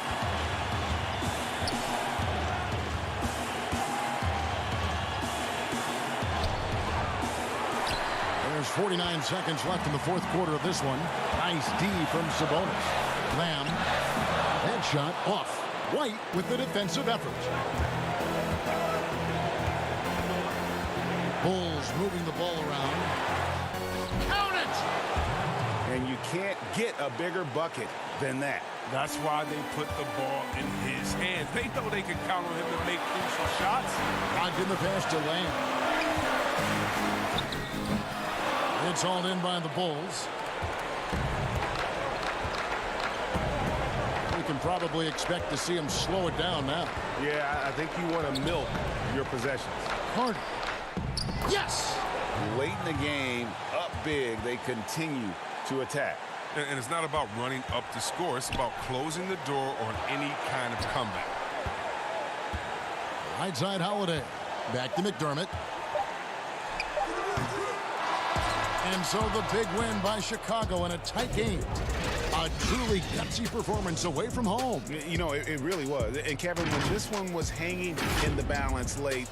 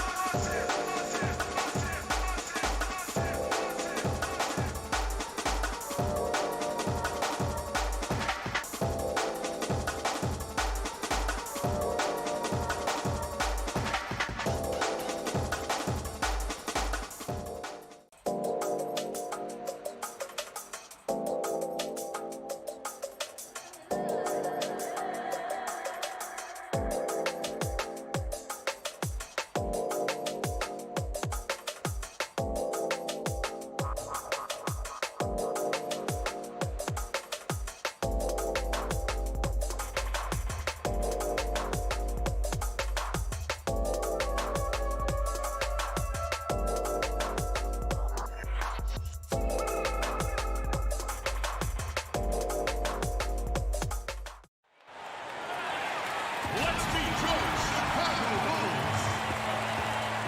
Starting at... Welcome, and we've got time for a... Hey, Kevin, thank you. The Chicago Bulls... DA, thank you. Look at Cleveland's starting group. Garland and Sexton man the backcourt. Then it's Okoro. Then there's Allen. And it's Wade in at the power forward position. And for the Bulls, White and Levine team up in the backcourt. Garrett Temple is out there with Williams. And it's Carter in at the pivot spot, manning the middle. Yeah, tonight, Greg, two teams with a lot of talent, but also a lot of inexperience on each side. And Kevin, you know what that means? It means we're going to see some spectacular plays, but a few that'll have you scratching your head as well. Always interesting to watch these young players develop. And so it's the Cavaliers getting on the board first. 5 to shoot. They get the rebound. Got it. Nice one there from Levine. Tell you, feeling the contact and the concentration to finish through it. Nice by Levine. Garland with it. Williams picks him up.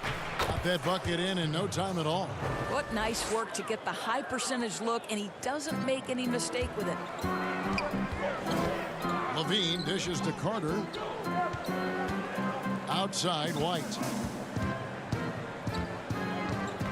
Outside, Levine. Back to White. Double team on Williams. Whoops, there's the 24-second shot clock violation, so they'll turn it over.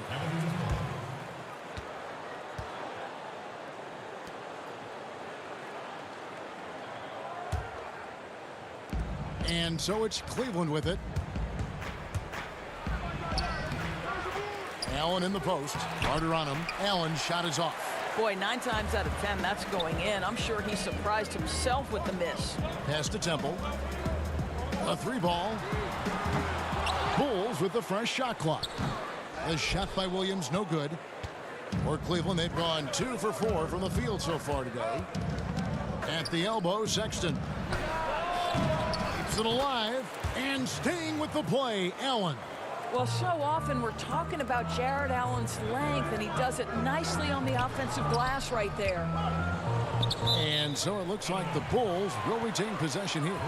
Yeah, gets a finger on it, but just can't quite come up with the steal. But a really good read on his part, being disruptive at the defensive end right now. This is what we call highly efficient play, working off the screen, getting to the cup. To the middle, here's Allen. A second chance effort. Misses at the rim. Chicago's gone 0 of 2 from deep here. Left side, Williams. There's the lob to Carter. Well, the coach loves this kind of ball movement. Anytime you create something inside the free throw line, you know it's a good look. Garland with it. Now defended by Levine. Garland the pass to Allen, and the layup is good. Allen's got 6. Well, just quick with the decision-making, smart pass by Darius Garland. Levine against Sexton. Carter down low. Outside, White. Williams kicks to White. Temple the pass to Carter. Lock at 6. And there's the 3-second call, this one on the defense. Bulls shooting their first foul shot of the night. And they've done some really nice work at the foul line, knocking down 80%. And he shows the focus there, nails the technical. So Chicago going with an almost entirely new group here. Daniel Gafford's checked in for Wendell Carter. Young comes in for Garrett Temple. Valentine's checked in for Levine. And Satoransky's subbed in for White. And stolen by Sexton. Oh, and here comes Prince all alone. He feeds it to Sexton. 2 points. That one goes. You love this. The pressure gets physical, and Colin Sexton doesn't blink. Nice job finishing through contact. From deep three-point range, that shot off. Cavaliers go the other way with it. Coming into this, having notched a win against the Rockets in their last game. Well, on the road, you don't expect to look so comfortable on the offensive end, but that was the story of the game. It came down to execution. No wasted possessions, and that is absolutely essential trying to win on the road. Williams, Windler with the rebound. And this quarter, he has clearly been off the mark. Sexton's shot is good. Sexton's got his second bucket of the game to go. Well, we've seen that movie a few times, haven't we? An easy bucket in the paint. And so Young will bring it up for the Bulls. It's a 5-point game. This game against Cleveland is the first time they've met this season. And they won the season series against this club last year, but, you know, then again, so did a lot of other teams. Yeah, the chemistry has been terrific. Really impressed with their offensive execution. Valentine passes to Gafford, and he makes it look easy, dunking it hard with one hand. And no doubt they'd love to see him get a lot more of those opportunities. And that deficit will go away quickly if he does, Greg. Fantastic ball movement. They're picking them apart with their passing. Williams passes to Gafford. The basket is good off the assist from Williams. And those are the kind of nice inside looks they've gotten here in the first half. Sexton attacking. Yep, that one goes in there. Sexton's got his third basket of the night. And it's coming easy for them right now. 5 baskets in a row in the paint. To the paint. And stolen by Prince. And the Cavaliers pushing it up now. Sexton's shot is good. Sexton's got 8 points. Anytime you get points in transition, you are thrilled. You can see the speed of Sexton on display. Valentine kicks to Satoransky. And so it's the Cleveland Cavaliers ahead by 9 as the quarter comes to a close. They're feeling very confident, shooting the ball with great efficiency and dictating the pace. We'll return shortly.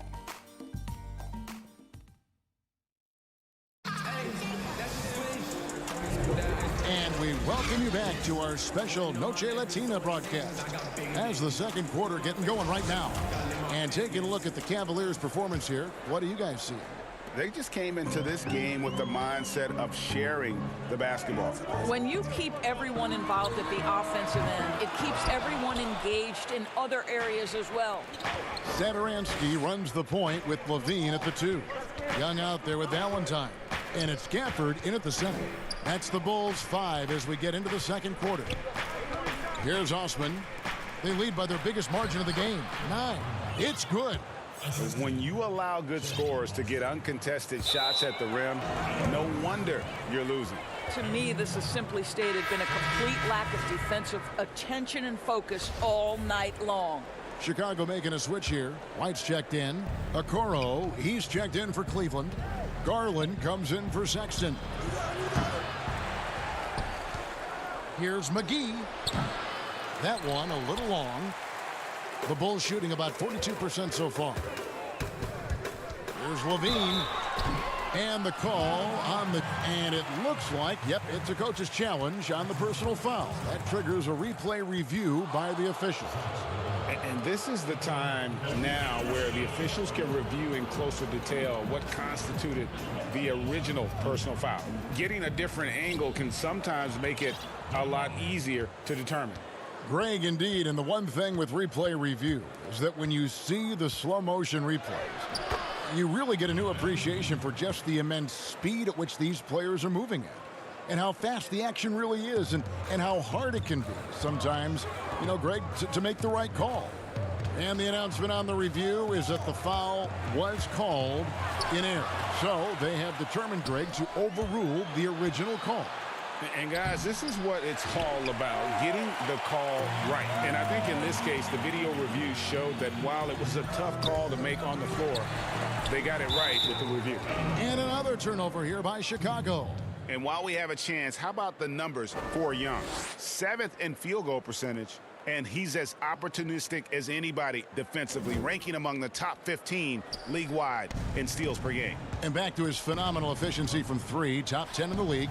His consistent shooting creates so many openings in the defense. McGee pass to Osman. Looking for McGee. He gets it there. Cans the shot from the wing. McGee's got 6. Bulls trail by 15. Levine for 3. Cavaliers with the rebound. McGee's got his 5th rebound right now in the game. Okoro shot is off. Stolen by Garland. Here's Windler. Looking at his numbers, he's averaging about 6.5 points a game. On the wing, Levine. And he drops in the layup off the glass. Levine's got his second basket of the game. I tell you, when Levine gets up ahead of steam, he's really difficult to stay in front of. Garland kicks to Osman. Passes it to McGee. And stolen by Valentine. White with it. Guarded now by Okoro. And it's White missing. The Cavaliers leading by 13. Windler the pass to Okoro. Here's Windler. Offensive rebound. Controls the rebound and puts it back up and in. And they are attacking the rim and getting great results. Here's Young. Up again. Rebounded by McGee. Cleveland's gone 0-3 from beyond the arc to start the second quarter. Okoro passes to Osman. And foul on the shot. He'll shoot 2 at the free throw line. This is his first trip to the line tonight. An 80% shooter. The work he's done at the line this season, one word, solid. He's off on the first. So Chicago going with an almost entirely new group here. Wendell Carter, he's checked in for Daniel Gafford. Williams comes in for Young. Garrett Temple has checked in for Denzel Valentine. And Satoransky subbed in for Levine. Here's Temple. 9-point game his last outing. 1:41 left in the first half. Allen kicks to McGee.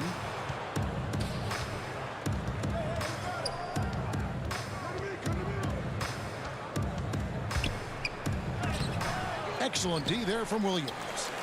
Bulls trail by 16. Outside, White.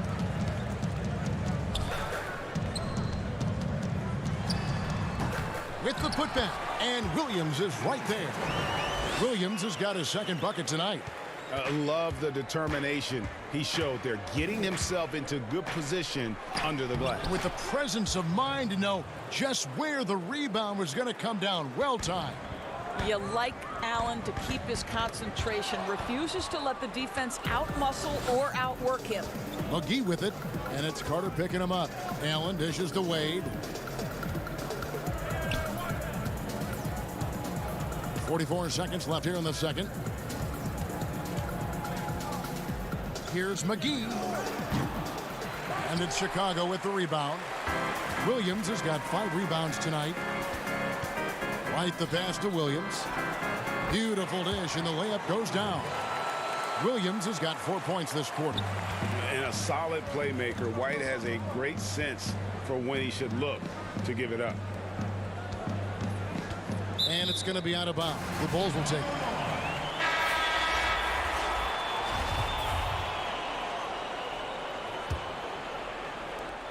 "19 seconds left in the second quarter. And Satoransky kicks to White. Williams passes to Temple. Takes the 3. The rebound by Prince. And now the fast break. Garland with the ball. With 2 seconds left. And he sinks the layup. And the Cavaliers lead by 16.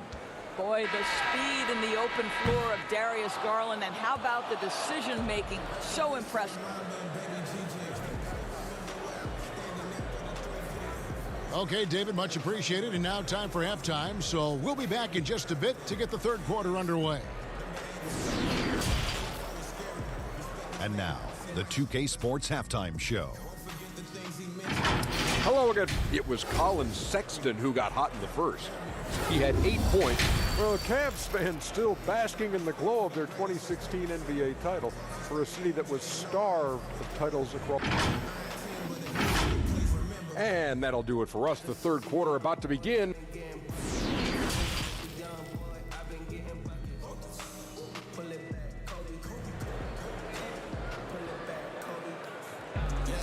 And after a very lopsided first half, we'll see if things play out a little more evenly here in the second. Colin Sexton having a dominant impact in this game. He had a fast pass to the lane that first half, got inside on demand. Now, this guy is such a good finisher on the move, and so far the defense has not been able to counter it. Third quarter action getting rolling right now, brought to you by Gatorade, all fueled up and ready to go. Here's who's on the floor. So on the floor for Cleveland, Garland and Sexton man the backcourt. And there's Jared Allen. And it's Taurean Prince. And it's Osman in a power forward. Allen left side. Prince outside. Down low. Taken away by Williams. Here's Temple. Taking a look at the scoring numbers. Right now he averages about 9 points a game. Carter finds Temple. Back to Carter. Right side Levine. 6 on the shot clock. Wide open, couldn't capitalize. And they've only got a slight edge on the boards, but it just feels a lot bigger. Well, a nice job by Colin Sexton to find the open man. You want to see court awareness from the young gun. Offside Prince. It's Garland, top of the key. And so it's going to be a 3-second violation out there on the defense.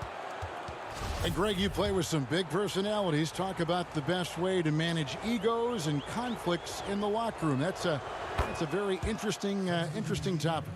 No doubt about it. You know, Kev, first thing you learn from middle school on, your team is your family. And let's face it, all families have spats, and so do teams.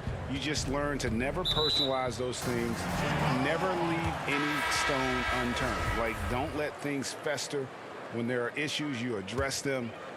And if you're not taking things personally, you tend to be able to work through whatever issues you may come in front of.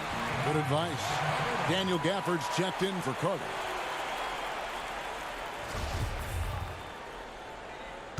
And the first timeout of the game called for Chicago.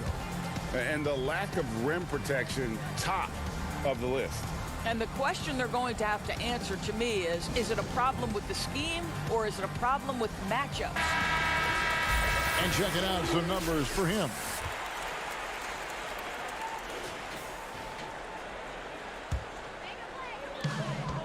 And here's Levine, who brings it up for the Chicago Bulls, trailing by 17.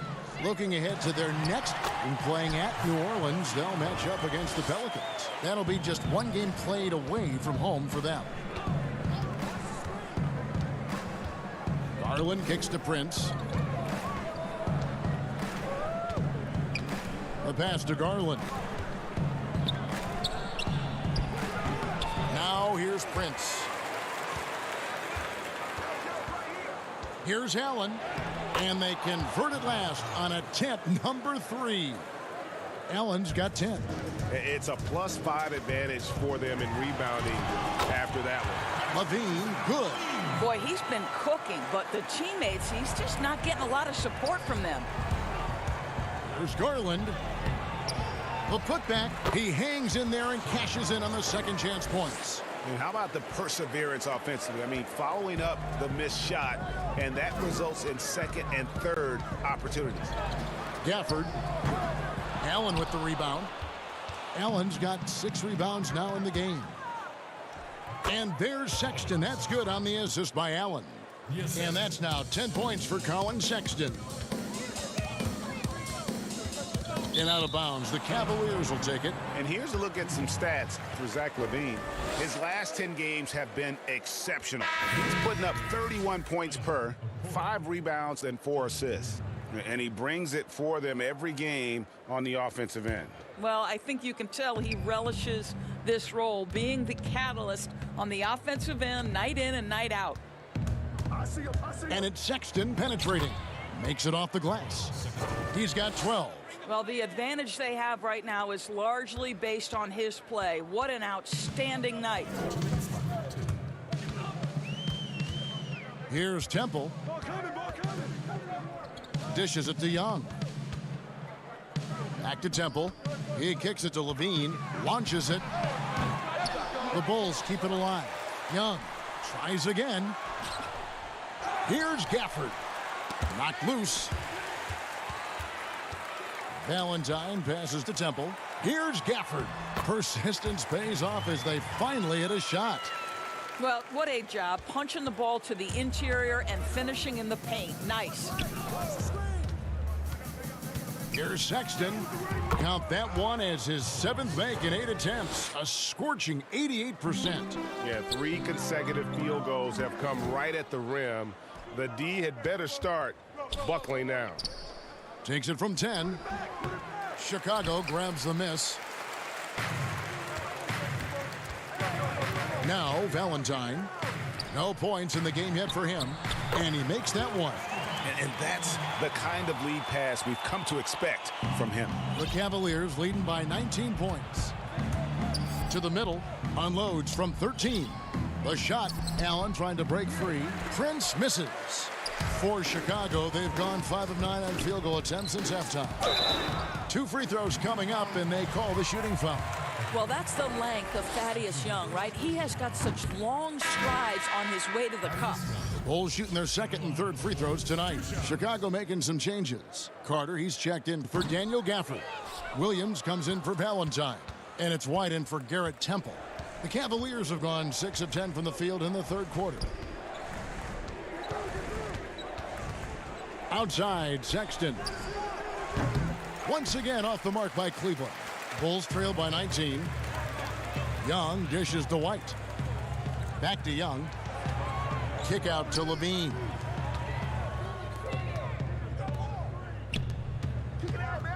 From the wing. The offensive rebound. Here's Young. Now the dish to Carter. Over Okoro. Here's Levine. They shoot again. And they finally get it to go. A full night's work on the boards in one trip down the floor. Bully ball at its finest there. Carter Jr. brings a physical presence to this team. And so it's Cleveland out in front by 17 points at the end of the quarter. They've had active hands and have forced a lot of turnovers in this one. And a worthy candidate tonight as we take a look at our State Farm assist of the game. And I'm glad this was the pick because I love this pass. Such a great dish. That's what I call court vision. Well, making the game easy for your teammates. All about putting them in a position to score. That's pretty. And there have been 2 very different performances from these teams today as we get going in quarter number 4. Young and Carter are the big men inside. White and Levine team up in the backcourt. And it's Williams at the 3. So that's the 5 in the game for Chicago. Well, terrific. And here we go. Coach's challenge happening right now. This one in regards to the personal foul. Seeing if that was the right call. And I think when it comes to some of the more difficult calls to make, personal fouls can be tough. The action is so fast that it's really tough to catch everything in real time. The wonders of technology, Greg. We've seen replay reviews so effectively, and involving the coaches by being able now to challenge like this is something a lot of people have been hoping for. And the announcement on the review is that the foul was called in error. So they have determined, Greg, to overrule the original call. And guys, this is what it's all about, getting the call right. And I think in this case, the video review showed that while it was a tough call to make on the floor, they got it right with the review. And so he hits the technical free throw. Garrett Temple has checked in for the Bulls. A switch here also for Cleveland. Darwin's checked in. Carter, the pass to Williams. Second chance shot. And it's Carter missing. The Cavaliers leading by 16. And it's Sexton penetrating. Okoro, the basket good off the assist from Sexton. Sexton's got his 4th assist with that last one here tonight. Williams kicks to Levine. Here's Carter. And they call the foul, so a chance at the line for one more coming up. Well, you love the persistence on the offensive glass. All about effort right now. Jared Allen's checked in for Cleveland. In the 7th pick of the 2018 draft, Carter Jr.'s potential is enticing. A bruising big man with a bright future ahead of him.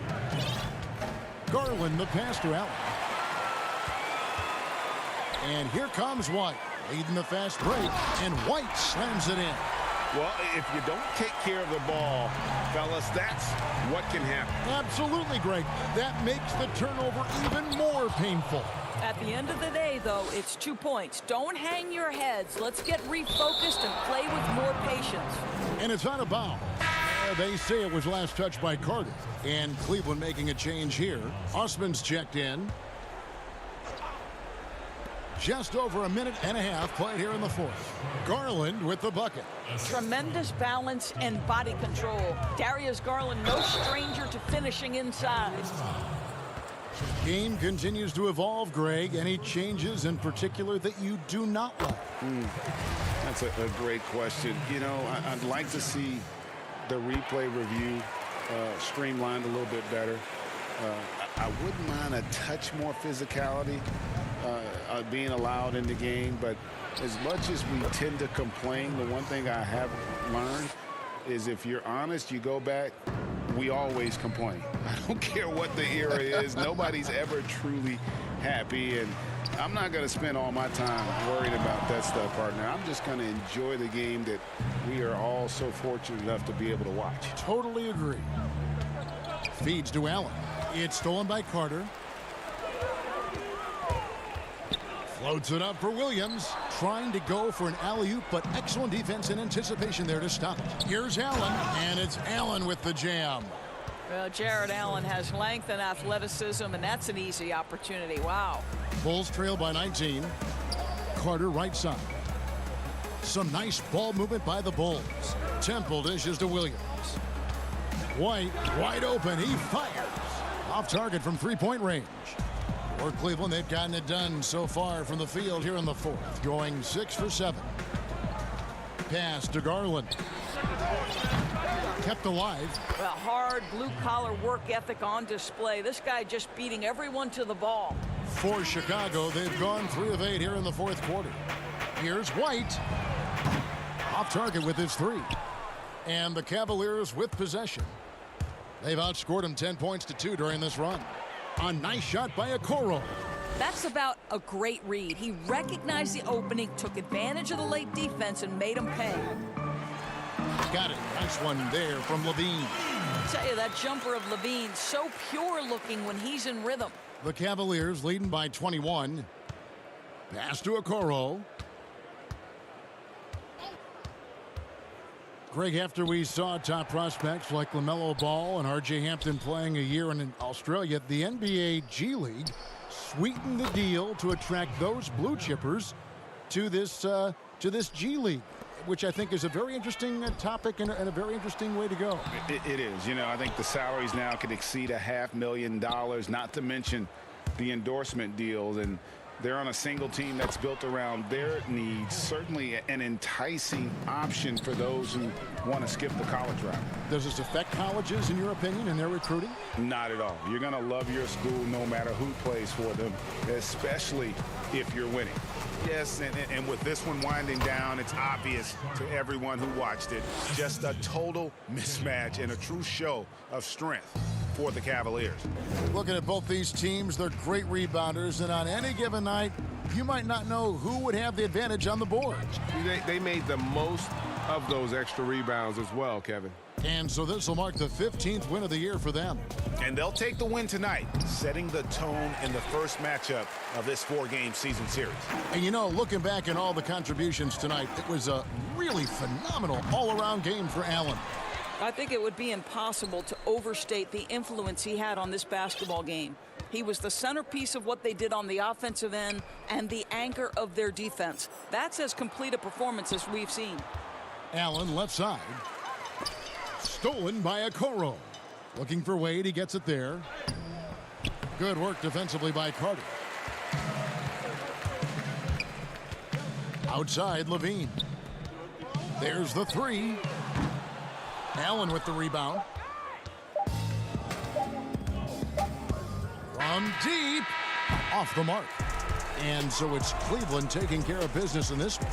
This crowd was stunned by the manner in which their team was dismantled. You know what? Shocking. I don't care what the matchup is. You never expect a road team to come in and just cruise to the kind of win they did tonight.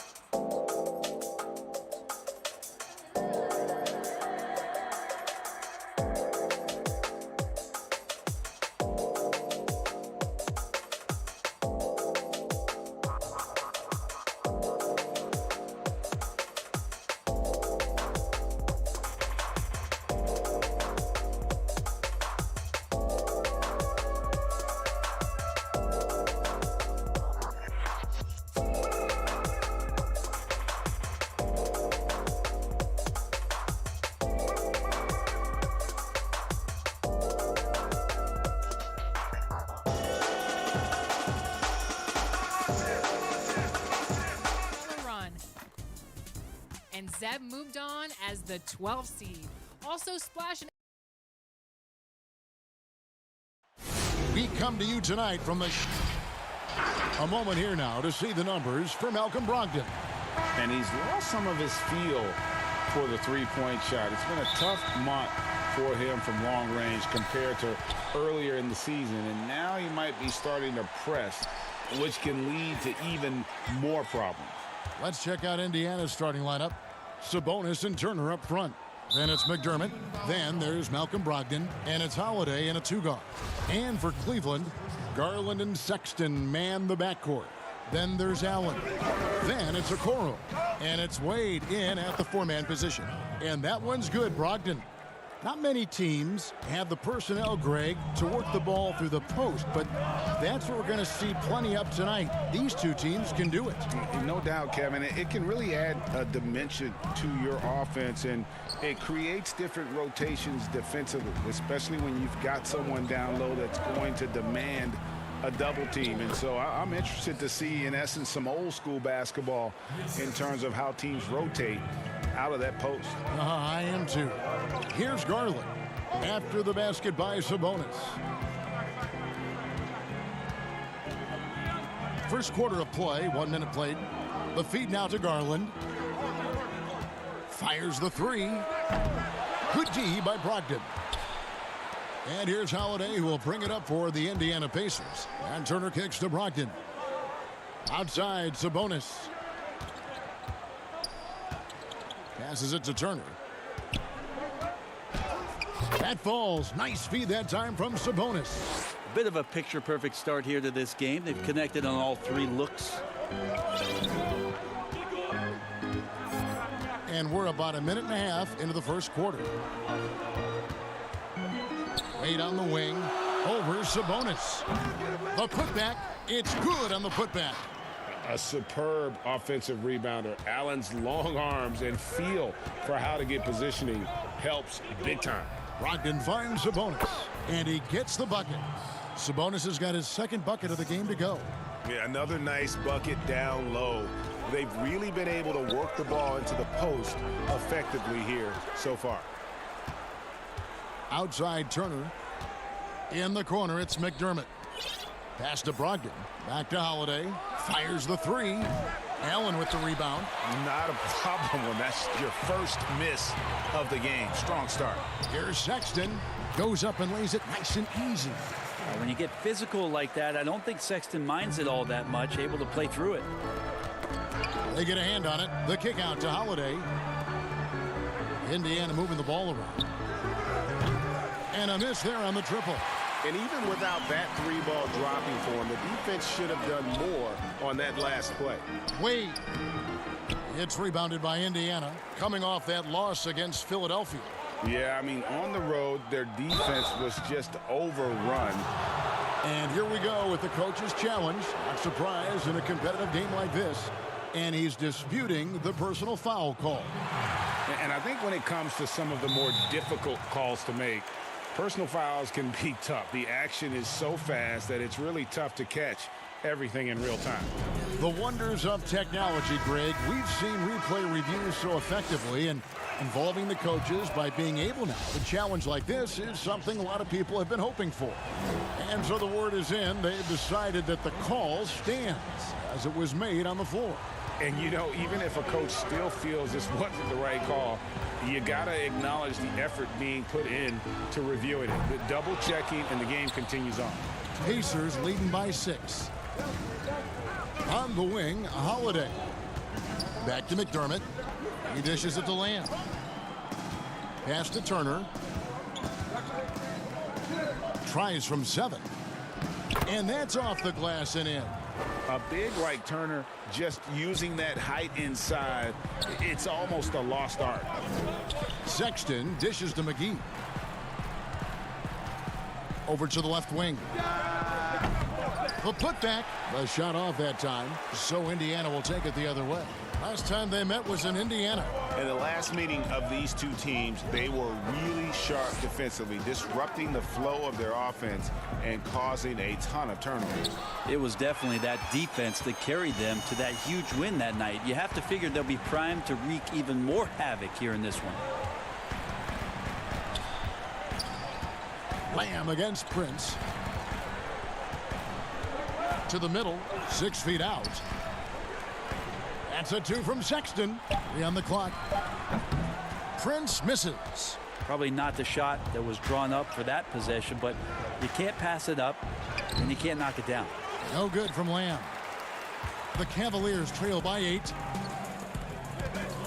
Sexton the pass to Windler. Here's Osman. Here's Sexton. And they convert it last on attempt number 3.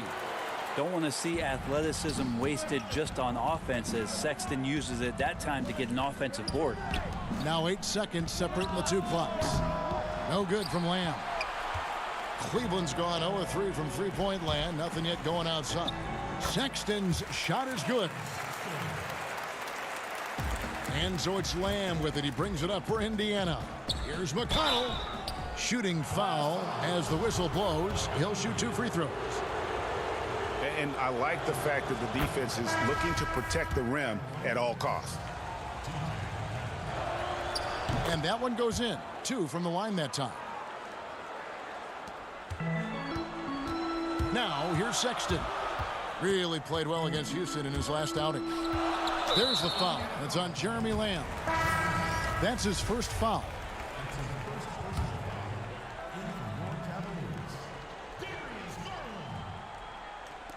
6 seconds left to play in the first quarter.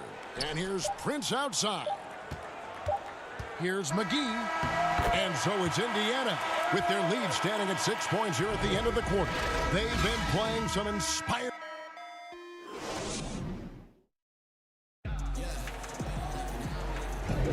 And for those of you just tuning in, the second quarter of action is where we're at right now. Let's quickly break down the game we've seen from the Pacers so far, guys.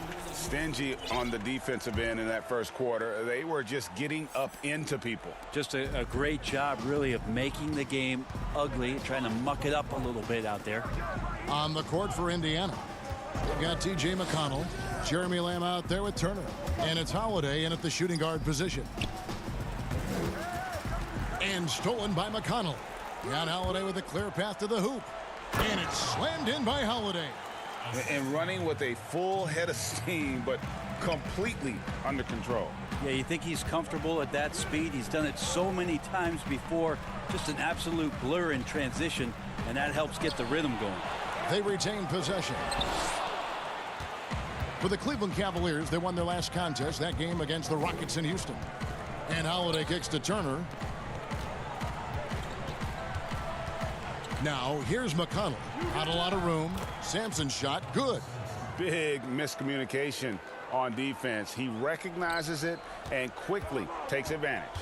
Well, I know they don't have mobile devices out there for texting, so they might as well talk to one another. Here's Osman. Misses from short range. Well, the D's so tight on him, it makes him alter his shot.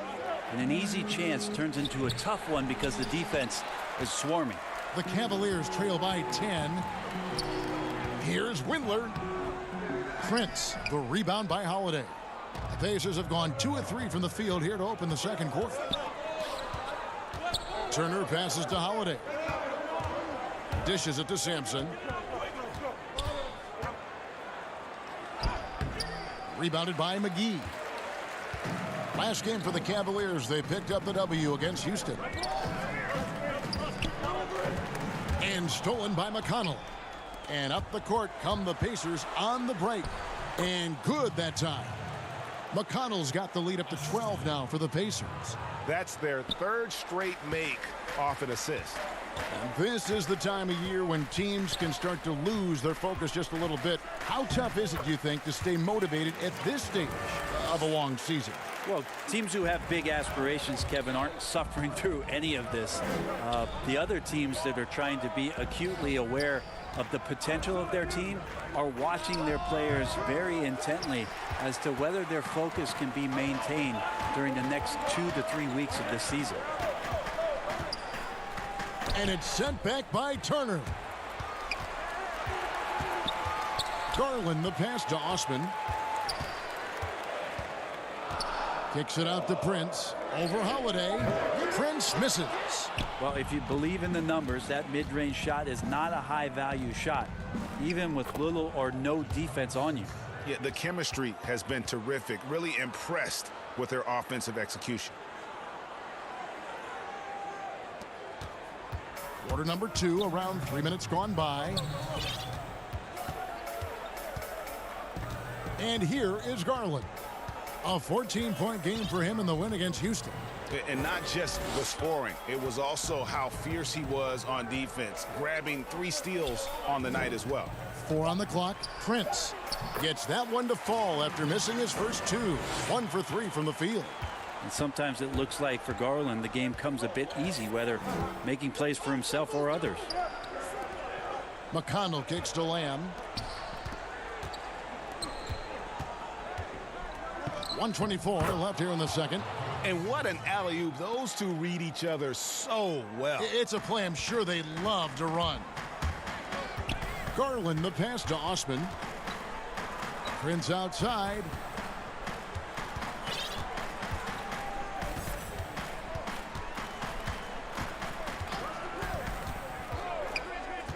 There's the pass to Windler.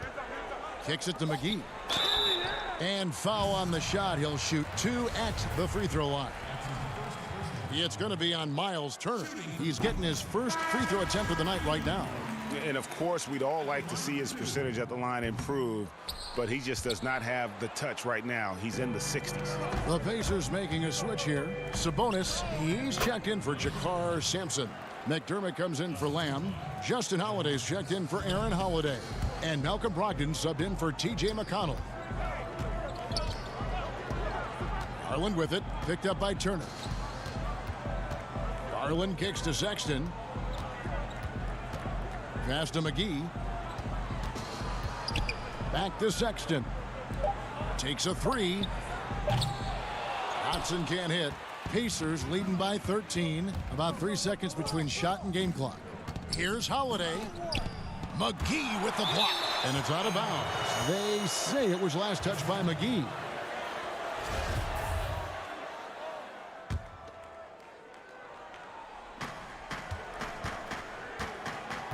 Brogdon looking it over. McDermott, no one around him. The three-pointer, no good. Here's Garland. 4 seconds left. Holiday with the block. And there's the call on Cedi Osman.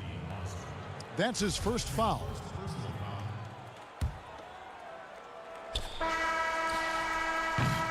And so it's the Indiana Pacers looking at a 13-point. The 2K Sports Halftime Show. Hey, welcome back to 2K Sports. Ernie Johnson alongside Shaquille O'Neal and the Jets. Indiana did not hesitate to set the pace. They launched into a 6-0 run with an impressive effort on both ends of the floor. Thanks for joining us.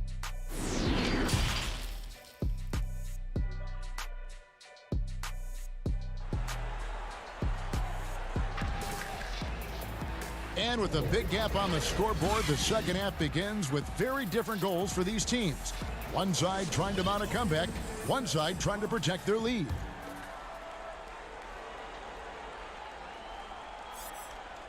And so it's Cleveland with it, trailing by 13. And following this one, they'll take on the Hornets in New Orleans. And that one will start off a 3-game road trip for the team. Garland and Sexton man the backcourt. And there's Jared Allen. Then it's Okoro. And it's Wade in at the 4 spot. And that's the group for J.B. Bickerstaff as we begin the second half. And Darius Garland picks up the foul. That'll be his second foul of the game. Dotson's checked in for Garland. I'm glad we got to see the mobile one block once more. What a play. Determined to protect the lead with the all-out effort defensively. Superb anticipation on the block. Stripped away. An even 3-on-3 break. That's in, and the Pacer lead is cut down now to just 9 in the basket from Allen. That is all timing right there. Just led him perfectly. Sabonis, the pass to Holiday. And that basket is going to count. Goaltending, the official call. That's a very close call. I'm sure he thinks it's a clean block, but looks like it was on the way down. The Cavaliers shooting just 33%, struggling to get good looks. To the inside, and it's sent back by Turner. And with a little over a minute gone, the second half is underway. The shot by Holiday, no good. The Cavaliers trail by 12. Okoro dishes to Wade. 2 free throws coming up, and they call the shooting foul. I know you appreciate this, Greg. So much of defense now is closing out on the three-point shooting and then protecting the rim. Consequently, pull-up jump shooters are super valuable, and there are a lot of good ones in the NBA right now. No doubt about it. And Kevin, you know, you think about a few guys. James Harden, I mean, he shoots that step-back three, but he's a guy that, because of his ability to utilize your inability to defend that three-pointer, Kyrie, Dame Lillard, those are some guys. Chris Paul still as good as anybody in that mid-range area. CJ McCollum. These are guys that have really feasted and carved out a nice niche for themselves in the NBA because of that ability to take and make jump shots. Man, I love that list. You're right on. Into the third we go. 2 minutes in now. Sexton attacking. Can't hit from in close. Well, he creates such a great opportunity right at the rim, and he just can't get it to go, even with the defense not really a factor. The assist totals, Kevin, just continue to grow. They're way ahead in that category. Ball movement has been flawless. Indiana leading by 14. Outside Holiday. In the corner, it's McDermott. Pass to Brogdon. Indiana moving the ball around. Unloads from 9. And Sabonis finishes it off. Sabonis has got 4 points this quarter. Well, Sabonis can play there on the block. That's where he did a lot of damage in college. So him working inside, that's a good sign. Wade trying to break free. Dotson can't hit.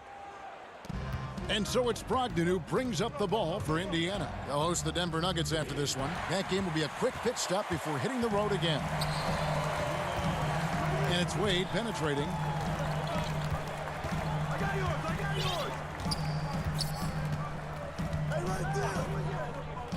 A minute 50 left in the third. The Cavaliers again can't hit. Indiana's gone 1 of 2 from beyond the arc since coming out of the break. Pass to Holiday. And Turner kicks to Holiday. And it's sent back by Allen. And how about, and with that great length and awareness, Allen continues to build his reputation as a shot blocker. He made a great decision there to push the basketball up. Excellent teamwork. The pass to Holiday. And foul on the shot, so he'll get a chance at the line. Is on Colin Sexton. First trip to the free throw line for him in this one. Some changes for Indiana. Jeremy Lamb's checked in for McDermott. Aaron Holiday comes in for Turner. And it's T.J. McConnell in for Brogdon. The Cavaliers trail by 15.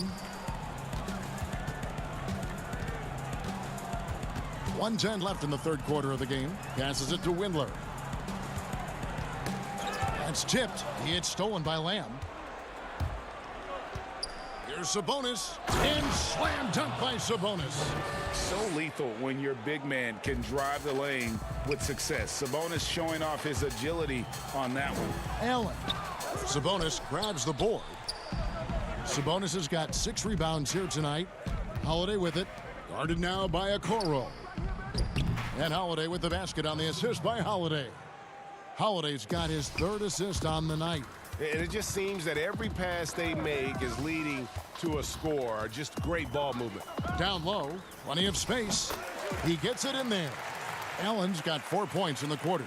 Assessing that possession right there. Garland waiting for the opening to find the man. McConnell kicks to Lamb. Now McConnell. Looking at his numbers, he's averaging about 6.5 points a game. And there's the defensive 3-second call. The Pacers have shot a good percentage from the free throw line so far. They've made 5 out of 6. And so he hits the technical free throw. Cavaliers making a switch here. McGee's checked in, and the Pacers also making a change. Bitadze's checked in.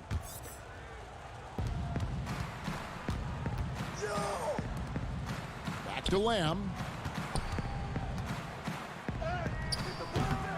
And a rebound goes to the Cavaliers. McGee's got his 4th rebound with that last one here tonight. A nice shot by Okoro. We wasted absolutely no time getting the ball up the floor. Great instincts in transition. From deep. And the last shot before the buzzer is off. Well, through 3 quarters of play, down double digits, it may be difficult to overcome. And a chance right now to show you our State Farm assist of the game. Yeah, and I like the fact we get to see this pass one more time. A magnificent feed, and you love to see your off guard taking over the playmaking duties with this much skill. Sometimes that's what can separate some of the best players, not just creating for yourself, but creating for others as well. And 1 quarter to go in a game that to this point has not been an evenly fought contest. All right, now a chance to set the floor courtesy of Gatorade. 4th quarter action, all fueled up and ready to go. On the court for Indiana, Sabonis and Turner up front. That's Jeremy Lamb, and it's Holiday in at the 3, the small forward. Here's Lamb, and slam dunk by Lamb. Sweet pass from Turner. He's really been working on his ability to pass the ball. And there's the whistle. Illegal screen. And here's what Cleveland's schedule is looking like. On Friday, they'll be matching up against Eric Bledsoe and the New Orleans Pelicans. And then on Sunday, they'll be taking on Clint Capella and the Atlanta Hawks. And for the matchup with the Heat, you know they're going to be amped up for that one. And they'll need to be. That's going to be one tough game for that group. Just got to be able to read from the point guard position. And Garland did a nice job there. Holiday, the pass to Holiday. Ball's knocked loose. Stolen by Okoro. Got a piece of it. And it's going to be out of bounds. The Cavaliers will retain possession. Great energy on the deflection and a good job disrupting their offense. Yeah, appreciate the work right now on the defensive end. Catching up on the changes now for Indiana. Doug McDermott comes in for Justin Holiday, and Brogdon subbed in for Aaron Holiday. Outside, Sexton. There's the double team with Lamb. Shot clock at 5. Feeds to Sexton. Puts it up. The Cavaliers again can't hit. Pacers leading by 16. Lamb finds Turner. In the corner, it's Brogdon. Over Allen. And that one's good, Brogdon. A good job there. Brogdon doesn't need much room. Has it there from the mid-range and knocks it down. Inside, here's Sexton. Uses the glass to finish the layup. Just impressed with the teamwork out there, setting the table for one another. Pass to McDermott. Sabonis with the ball. To the paint. It's tipped. It's stolen by Allen. And now the Cavaliers. Fast break. Sabonis with the block. Sabonis has to use good timing in order to block shots. That time he did. And they've only got a slight edge on the boards, but it just feels a lot bigger. Oh, fantastic dunk. And he hangs around up there just for a little camera time. Yeah, maybe he didn't want to land awkwardly. Who knows? But there he is, and we see it very clearly. Tips it up, and it's put back up and in by Wade. You know, his positioning near the hoop, always to his advantage. Just a terrific job to tip that one back in. Sabonis inside. He's against Allen. And so Allen will bring it up for Cleveland. It's a 16-point game. And it's Wade with the jam. Textbook feed from Allen, a big man who helps facilitate the offense. And they go to the intentional foul. If you go step in a time machine, what would you like and dislike about playing in this era at this time? Well, no doubt about the tempo and the spacing. I think that more than anything allows for the true skill and artistry of the game to be on display. I probably wouldn't want to get switched onto Embiid down low. I would probably dislike that and let it be known vociferously. But I always pictured you as being fearless, like you would never turn down that kind of challenge. I wouldn't turn it down publicly. The Pacers making a switch here. Holiday's checked in. Shot clock at 2. Stolen by Holiday. Sabonis with the ball. Guarded now by Okoro. McDermott passes to Sabonis. It falls for the 6th time in 7 tries this contest. That's 86%. And guys, what we saw here tonight is one side having everything going for them. Huge margin of victory for the Pacers. The bench gave him a big lift in this game. And listen, Kevin, anytime your reserves can perform at a level that high, it puts you in an excellent position to win the game. And for the year now, they'll be tallying their 16th win. And one of the key components to this victory, if not the biggest, was the incredible performance for Domantas Sabonis. Just a force on the glass. Did a fantastic job crashing the boards and coming up with seemingly every rebound. The Pacers have gone 5 of 8 shooting as we've come down the home stretch in this final quarter. Outside Holiday. Sabonis with the ball. He kicks it to McDermott. Clock at 6. Sabonis, the pass to Holiday. That 3 off the mark. And the Cavaliers with possession here. They trail by 16. The second chance effort. Allen's shot is off. And they can just let the clock run out here. Cannot argue with the W. Back to Holiday. And now they decide to foul intentionally. You know, give them credit for still battling here down the stretch, but I think it's too little too late. Here's LeCue. Pass to Sumner. Lets it go with a 3. The rebound by Prince. Near the 3-point line, it's Thomas, and the miss. So no problem for Indiana as they get the win. This one was over well before the final buzzer. The fans were waiting for something to get excited about, Greg, but they never got it. They sure didn't. I mean, they just rolled to this win. They made it look really easy. What an efficient performance.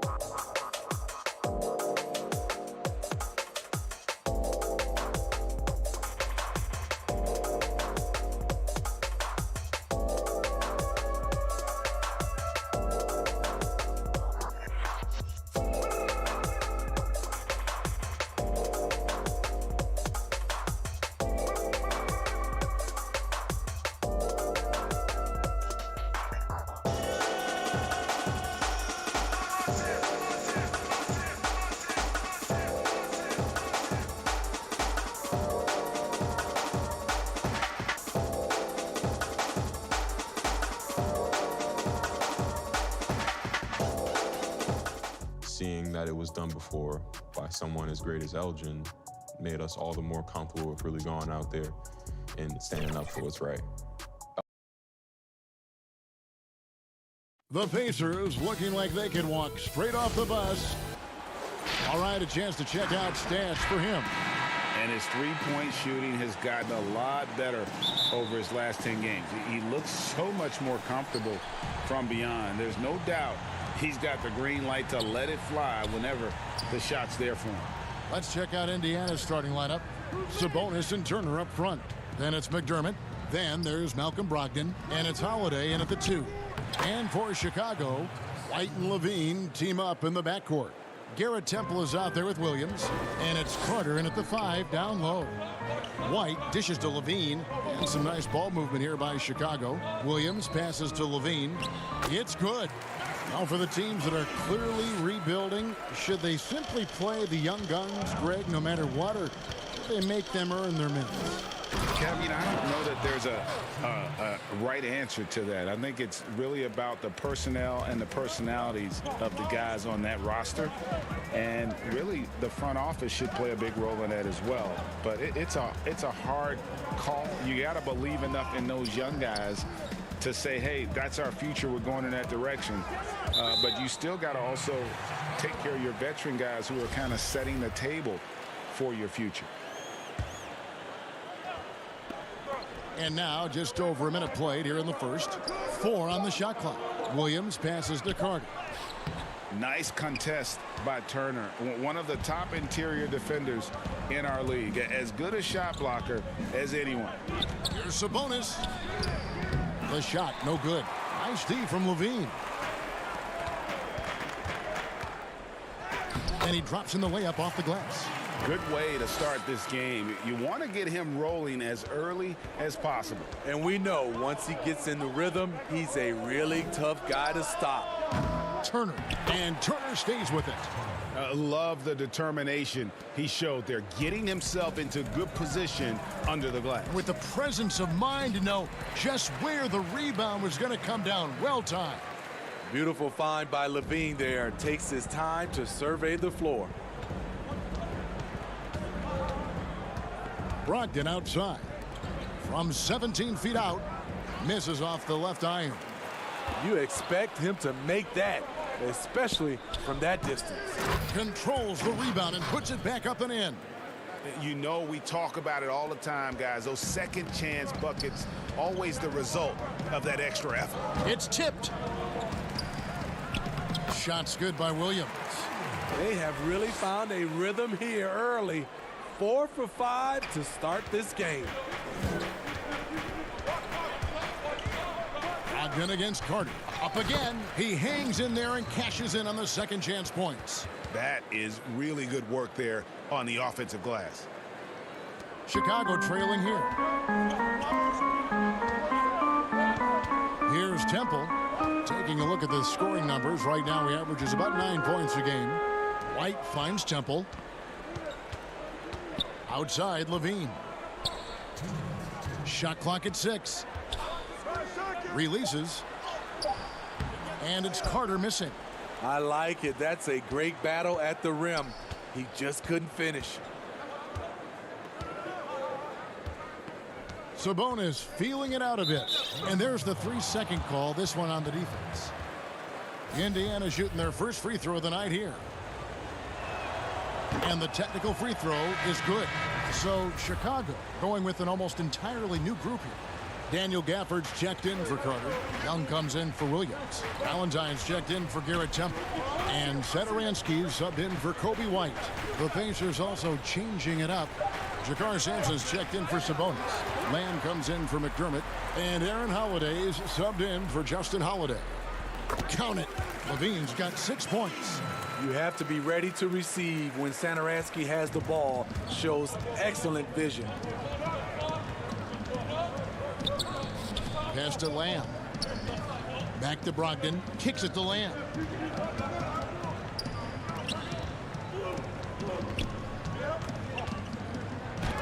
And it's blocked. Levine with it, and Holiday picks him up defensively. And he gets the whistle. 2 free throws coming up. Let's take a look at the 2K leaderboard to find out who the best defenders have been over the past month. Here are your steals leaders. You take a look at McConnell, one of the league's best, 3rd in steals. And, of course, Thaddeus Young, a little bit down the ladder. He's another guy who can pick your pocket. Between these two guys, it's been quite a month of thievery. Just look at the steals for them over that period of time. T.J. McConnell, he's checked in for Brogdon. Now the pass to Holiday. Here's Sampson, defended by Young. And that'll be 2 free throws coming up. Officials on the call with the foul. It's on Zach LaVine. Yeah, easy call. And he's got his first free throw of the game. An 80% shooter. The work he's done at the line this season, one word, solid. The Bulls have gone 5 of 7 today so far. Nice shooting to get this game underway. Here's Young. And no good, his first shot of the night, missing. Very surprising. He gets the ball where he wants it in a decent matchup. Now, here's McConnell. Satoransky covering. McConnell kicks to Holiday. Back to McConnell. Shoots the 3. Satoransky grabs the miss. Here's Valentine. Beautiful dish, and the layup goes down. Beautiful location on the pass, as usual. Led his man perfectly. Oh, Turner in position. And really a good job spotting his teammate near the bucket and then just pinpoint passing for the finish.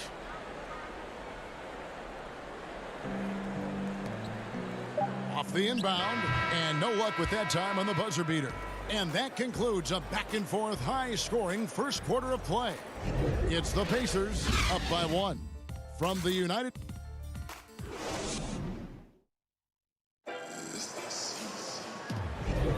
And as we return, it's Noche Latina, celebrating the NBA's connection to the Latin American community. And before we move on, what do you guys think about what we've seen so far from the Pacers? Well, one way to generate more offense, pound the offensive glass. That was the difference in the first. And you know this, most of the time, offensive rebounds generate high percentage looks. All fueled up and ready to go. Let's reset the lineups, courtesy of Gatorade, as the second quarter gets going. And so in the game for the Pacers, we've got Jeremy Lamb. T.J. McConnell is out there with Turner. And it's Holiday in at the 2 spot. McConnell passes to Sampson. Back to McConnell. Banked in off the glass. McConnell's got his first points in this one. Good job of stepping up to the plate there, seizing back the momentum for his team. That's the competitor in him. Close game. Let me have this one. Hey, Greg, you played in a different era of NBA defense. When you look at how defense is played now in the league, how do you feel about it? You know, Kevin, I think the introduction of the zone, by and large, has been great. You get a lot more switching, and I think it brings more skill into the game. Don't get me wrong. I do miss the physicality that we had back in the 90s, but I tell you what, right now, my body wishes I had the opportunity to play in this era. I bet it does. Holiday with the 3. Doesn't get it to drop for him. And the Bulls going the other way now. They're moving on after the tough loss they took at the hands of the Nuggets. In the NBA, you've got to keep pace. It's a fast track out there, and I thought their lack of hustle defensively was the story of the game. You know, sometimes great skill can overcome a lack of intensity, but it's very rare. Inside from the baseline. Young's shot is off. Pacers trail by 3. It's 3-on-3 on the fast break. McConnell kicks to Sampson. Some nice passing here by Indiana. Sabonis, no good. And here's White. He'll bring it up for the Bulls. Only giving up 2 points this quarter. They went to Indiana for their last meeting with the Pacers and came out with a win. And really brought an impressive physicality to that matchup, drawing a ton of fouls, and of course went on to win it. They forced the issue and made the defense hack them to death last game. I'm sure they'll try to mirror that same attack in this one. Go into the rack with energy, and the D afraid to cut him off. Yeah, gotta chalk that one up to some shaky defending. In a close game like this, everything has to be challenged and everything has to be earned. Pass to Lamb. Here in the second quarter, we've played a little over 2.5 minutes now. The shot by Holiday, no good. And all quarter long, it's been the same story, inconsistent with his offense. LaVine can't hit. Pacers trail by 3. They've been struggling here on offense. Yeah, a bit of a dry spell for sure. They get it back. Sabonis got him with the pump fake, but couldn't finish. The Bulls have gone 50% from the floor in the second quarter, 3 of 6. Valentine with it. He's picked up by Lamb. Young passes to White. Valentine with it. Now White. And he banks in the layup. White's got the lead up to 5 now for the Bulls. They should continue to get the ball inside. The defense struggling to contain them. McConnell kicks to Sampson. Back to McConnell. Too long in the paint. He's hit with a 3-second violation. One shot. The Pacers shooting their 4th attempt at the free throw line right here. And he shows the focus there, nails the technical. So Chicago going with an almost entirely new group here. Wendell Carter, he's checked in for Daniel Gafford. Williams comes in for Young. Garrett Temple has checked in for Valentine. And Satoransky's subbed in for Zach LaVine. Indiana also making some changes. Miles Turner, he's checked in for Jakar Sampson. Doug McDermott comes in for Jeremy Lamb. And Brogdon subbed in for Justin Holiday. Williams kicks to White. Beyond the arc. And no good that time. Indiana trailing here. McConnell passes to Sabonis. Now here's McDermott. He's provided them with some scoring punch and is averaging 13 points a game. A tireless rebounder. Sabonis gives his team an edge on the glass. Williams gets the bucket. For Indiana, they come into this one following a loss to the 76ers in Philadelphia. Outside to Brogdon. Back to McDermott. And the call. And yep, we thought we might see it. And the coach's challenge has been triggered on the personal foul call. And this is the time now where the officials can review in closer detail what constituted the original personal foul. Getting a different angle can sometimes make it a lot easier to determine. Greg, indeed, and the one thing with replay review is that when you see the slow motion replay, you really get a new appreciation for just the immense speed at which these players are moving and how fast the action really is and how hard it can be sometimes, you know, Greg, to make the right call. And so the word is in. They've decided that the call stands as it was made on the floor.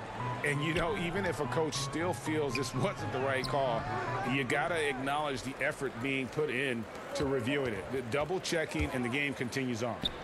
That puts them in the lead.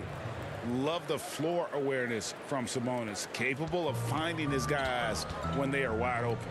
6-second difference between the shot and game clock. Here's Satoransky. That shot missing. Excellent D there from Holiday. Indiana leading. Got to run the clock and wait for the last shot. Yes, you do, but it's a dilemma. If you get a great look earlier in the clock, do you take it? And here's Carter.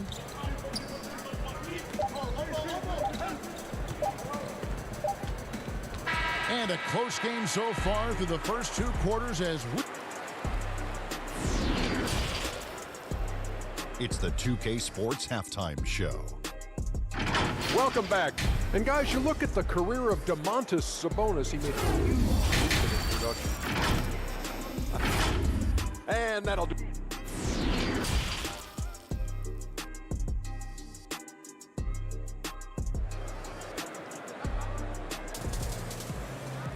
And we're halfway through this one. Plenty of basketball left in a game that's been fairly even so far. You look at Zach LaVine, he's really been playing well. You know, I don't think he'll top the assist charts this year, but early on he's done a great job of keeping the ball hopping around. And some of it's just a mindset. He came into this game with a very unselfish approach, and his teammates have benefited from it. White and LaVine team up in the backcourt. Williams is out there with Carter, and it's Temple in at the small forward position. That's Billy Donovan's 5 as we get going here in the second half. Back to Brogdon. Just 5 to shoot. Outside, Sabonis. Brogdon outside. With the putback. And staying with the play, Sabonis. Sabonis has got 10. And gotta like what they've been doing down low in the post. Here's Temple. Lays it up off the glass. That's the kind of aggressive and assertive play they need as we get closer and closer to crunch time. Here in this third quarter, just over a minute play.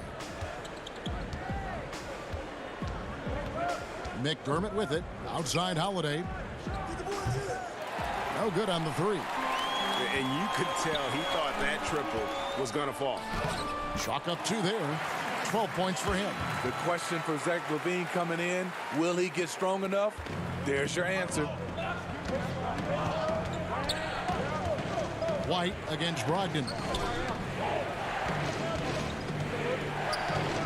Over a minute and a half into the third quarter of action. And it's Turner finishing it off. And not even 3/4 out of the way. So many lead changes. The fans, guys, are getting their money's worth. Heck, I should have paid to watch this one. It's been a nail biter. Greg, if you're a small market team, how do you convince stars that you've drafted and developed to stay and re-sign? It's a great question, Kevin. I actually think in a lot of ways it's easier today because you can be box office. You can be a superstar in a small market and have the name recognition because of the era we play in. And so I think the biggest way to keep them there is to build a championship caliber team around them. I think that is your saving grace. If you can prove to them that you can build a championship caliber team, I don't really think that there is a reason to want to leave. That's a solid blueprint. McDermott kicks to Holiday. Good on the triple. Holiday's got the lead up to 4 now for the Pacers. And defensively, they've gotten a little careless, not playing with the same focus we saw in the first. And Williams gets it to go on the assist by Carter. Williams has got 6. Beautiful find by Carter. Sees the floor really well for a young big. Brogdon the pass to McDermott. Left side, Sabonis. And again, it's Indiana. High offensive IQ. He makes great reads and adjustments on the fly.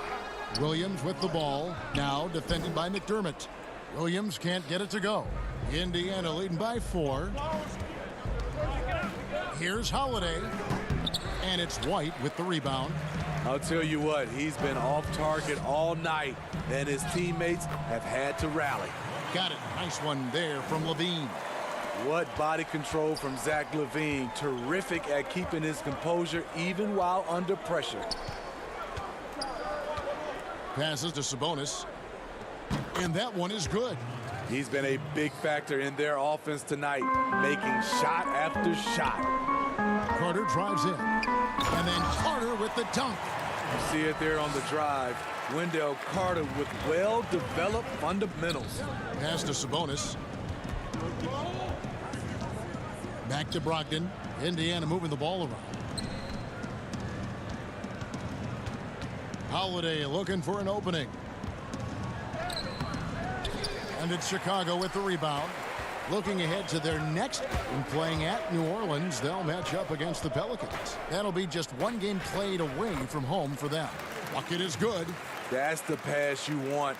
Orchestrating the offense, creating for others. And the pass to McDermott. Wants to get it to Turner and does. Throwing it down on that one. Turner really showing off that athleticism. Deflects the pass. White dishes to Williams. And too much time in the lane. They get called for the 3-second violation. That's just being out of sync and at the worst time. Costly. Pacers have gone 7 of 12 from the floor since coming out of the break. Outside, Lamb. Back to Holiday. Dishes it to Lamb. Launches a 3. That one's not going to go. And we just finished the third quarter, and we've got a tight ball game here. Indiana out in front, up by 2. From the United Center in Chicago. Back in a moment. And now let's go back to a play from earlier as we show you our State Farm assist of the game. And how about the big fella here showing us he's got some point guard skill here with the tremendous setup. Let me tell you, when you can run offense through your bigs, you give the defense just another thing it has to try and take away. 3/10 quarters behind us. One more to go. Thanks for being with us as we begin the fourth. On the court right now for the Pacers. Sabonis and Turner up front. And it's T.J. McConnell. And it's Jeremy Lamb. And it's Holiday in at the shooting guard. Williams passes to Gafford.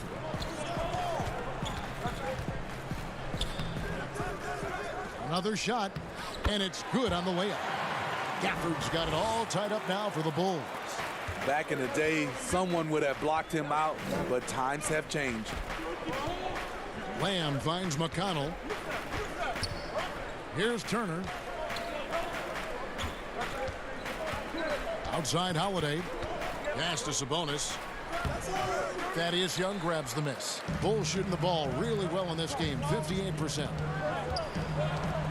And he lobs it up toward the rim. They're scoring boatloads of buckets. It's raining buckets from inside. They get it again. Turner. Out to Lamb. Passes it to McConnell from outside the arc. And once again off the mark by Indiana. Bulls have gone 2 of 3 from the field to get the fourth quarter started. And Williams throws it down. There's a certain resiliency to this team, and you're starting to see it. Well within striking range. Now is when you have to lock in at both ends. McConnell passes to Turner. Yep, that one goes in there. 14 points for Miles Turner. And a big night for Miles Turner so far. Really playing hard, trying to make every possession count. Williams can't get it to go. And so it's Turner with it. He brings it up for the Indiana Pacers. Trailing by 2. The next game is in Cleveland, taking on the Cavaliers. That will conclude a 5-game road trip for them. Nice work to get it inside and draw the contact. Kobe White, he's checked in for Ryan Arcidiacono. The Pacers also with a sub. McDermott's checked in for T.J. McConnell. We've seen him put a lot of pressure on the defense and then cash in at the line. Down low, here's Young. Takes the assist and lays it in. Picked out the pass nicely. And the Bulls lead by 2. Pass to Sabonis. It's deflected. Now Young. Here's Williams. That's in, coming off the assist from Young. Williams has got 4 points in the quarter. Yeah, the chemistry has been terrific. Really impressed with their offensive execution. Holiday gets the bucket. Sweet pass from Turner. He's really been working on his ability to pass the ball. Here's Gafford. Up and in on the layup. Yeah, nothing too fancy. Just getting the job done when they need to. Make every possession count. To the middle, here's Turner. And he uses the glass on the layup. Turner's got 10 points here in the second half. Easy to understand why they go to Turner here. They trust in his ability to come through. Pushing the action, getting others involved. He does it time and time again. You know what it is? It's his creativity. That's making this engine run. And they're able to recover. McDermott passes to Turner. And Turner throws it down. Oh, going high to throw that one down. Sky high. Fantastic one-hand jam. The pass to Gafford. 1:37 left in the fourth quarter. Young's shot is off. That's a surprise. I mean, really out of character for him to miss when the defense is not right up on him. Count it. Turner's got 20 points. And with Turner's addition of a three-point shot, it's opened things up for himself, putting the ball on the deck. Gafford misses. Indiana's gotten off to an 0-for-2 start from downtown here in the fourth quarter to take the lead. Sabonis. That doesn't go in. Had a chance, though, to take the lead. And now White pushing it up, and no one back to stop him. Kobe White on the attack. That's a big bucket for his squad. Indiana trailing here. On the wing, Lamb. Rejected by Young. Here's Gafford.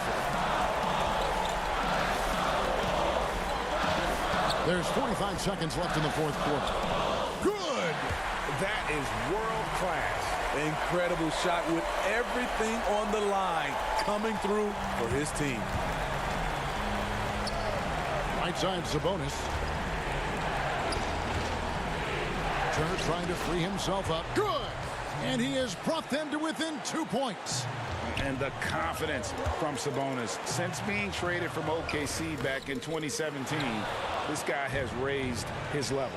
Can't afford any wasted possessions down the stretch. Absolutely. They're within striking distance, but they have to make pretty much every shot.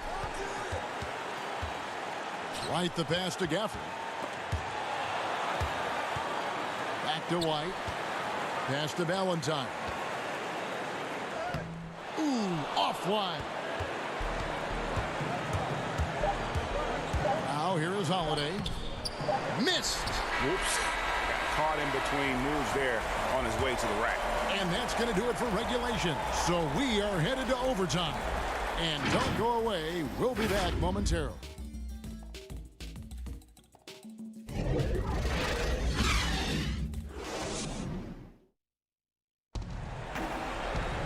Glad to have you with us as we get going in overtime. Neither team giving an inch in this one.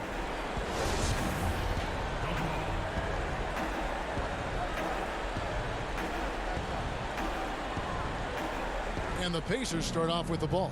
And away we go here with post-regulation basketball. Courtesy of Gatorade. All fueled up and ready to go. Let's reset the lineup for us now in overtime. On the court for Indiana. Sabonis and Turner up front. Then it's McDermott. Then there's Malcolm Brogdon. And it's Holiday in at the shooting guard position. To the inside. And Holiday kicks to Brogdon. Back to Holiday. Brogdon outside. And 2 free throws coming up. Unable to get that one to go with all the contact. It's going to be on Wendell Carter. And defense comes at Brogdon hard, but he shoots through. Good technique helped him get that one off. Brogdon hits them both. Yeah, that's who you want stepping to the line when the game is close. Bulls trail by 4. Right side, White. Over Holiday. And it's White missing. And Indiana shooting 43% from the floor. On the wing, Turner. And the layup falls. Turner's got the lead up to 6 now for Indiana. A big like Turner just using that height inside. It's almost a lost art. Carter, that's good. You can trust Carter when it counts. High basketball IQ with the skills to match. And Turner throws it down. And I love the fact that he didn't have to slow down or adjust there. The pass was just timed perfect. He gets that one. High percentage look. This is what your offense is designed to do. Brogdon the pass to Sabonis. Brogdon trying to get open. And contact on the shot, so he'll be shooting free throws here. It's going to be on Wendell Carter. And with Sabonis, as his minutes have increased, so has his production. The future is bright for this young man. Second one is good. Hitting both at the line, and it's a 6-point ball game. Perfectly done at the stripe there. That brings their lead up to an even more comfortable level. And the shot goes down. I mean, both sides are really battling. Zach LaVine right in the middle of it, wanting to take charge. Brogdon outside. Outside Holiday. Lets a floater go. Bulls have gone 3 for 5 for their shot since they got started here in overtime. LaVine finds Williams. Score that one for him. His 8th field goal. 8 for 11 on a very accurate night. And he's really made the most of his opportunities today. I mean, he needs to keep working for those kinds of looks. And that one, good. Sabonis has got 20. A primary responsibility of Brogdon's. When someone is open on his squad, he gets it to him. Here's Sabonis. Laid in with a nice touch off the glass. Poor interior defense. If you play him soft, he's going to kill you. Every second counts now. They can't wait around. And I don't think they will. The problem is they've waited too long to make a move. First free throw is good, and that brings them within 5. And both free throws good for Williams. And great work at the line there to chip away at the lead. A few more productive trips here, and things could really get interesting. And Turner kicks to McDermott. Some nice passing here by Indiana. Offensive rebound. Here's Sabonis. Williams with the defensive effort. Now the Bulls with it outside Levine. Money! If you want to know what Zach LaVine is made of, you just found out. This could be a turning point. Critical possession right here. 8-second difference between the shot clock and the game clock. Logged in the pass to Holiday. Now here's McDermott. D right on him. Trying to break that ice-cold streak. And he's fouled pretty hard on that shot, but he's got the chance to pick up the points at the line. And fouling a real solid free throw shooter. Justin being more aggressive now, which means more trips to the stripe. And a tough break is his second attempt at the line. No good. The holder of a championship ring, Holiday played about 11 minutes a game during the Warriors' title run in 2015. And here's McDermott. So a close game sees Indiana take this one. They escaped with a victory, although they needed an extra period to get it done. Yeah, but what a great game. I mean, both teams,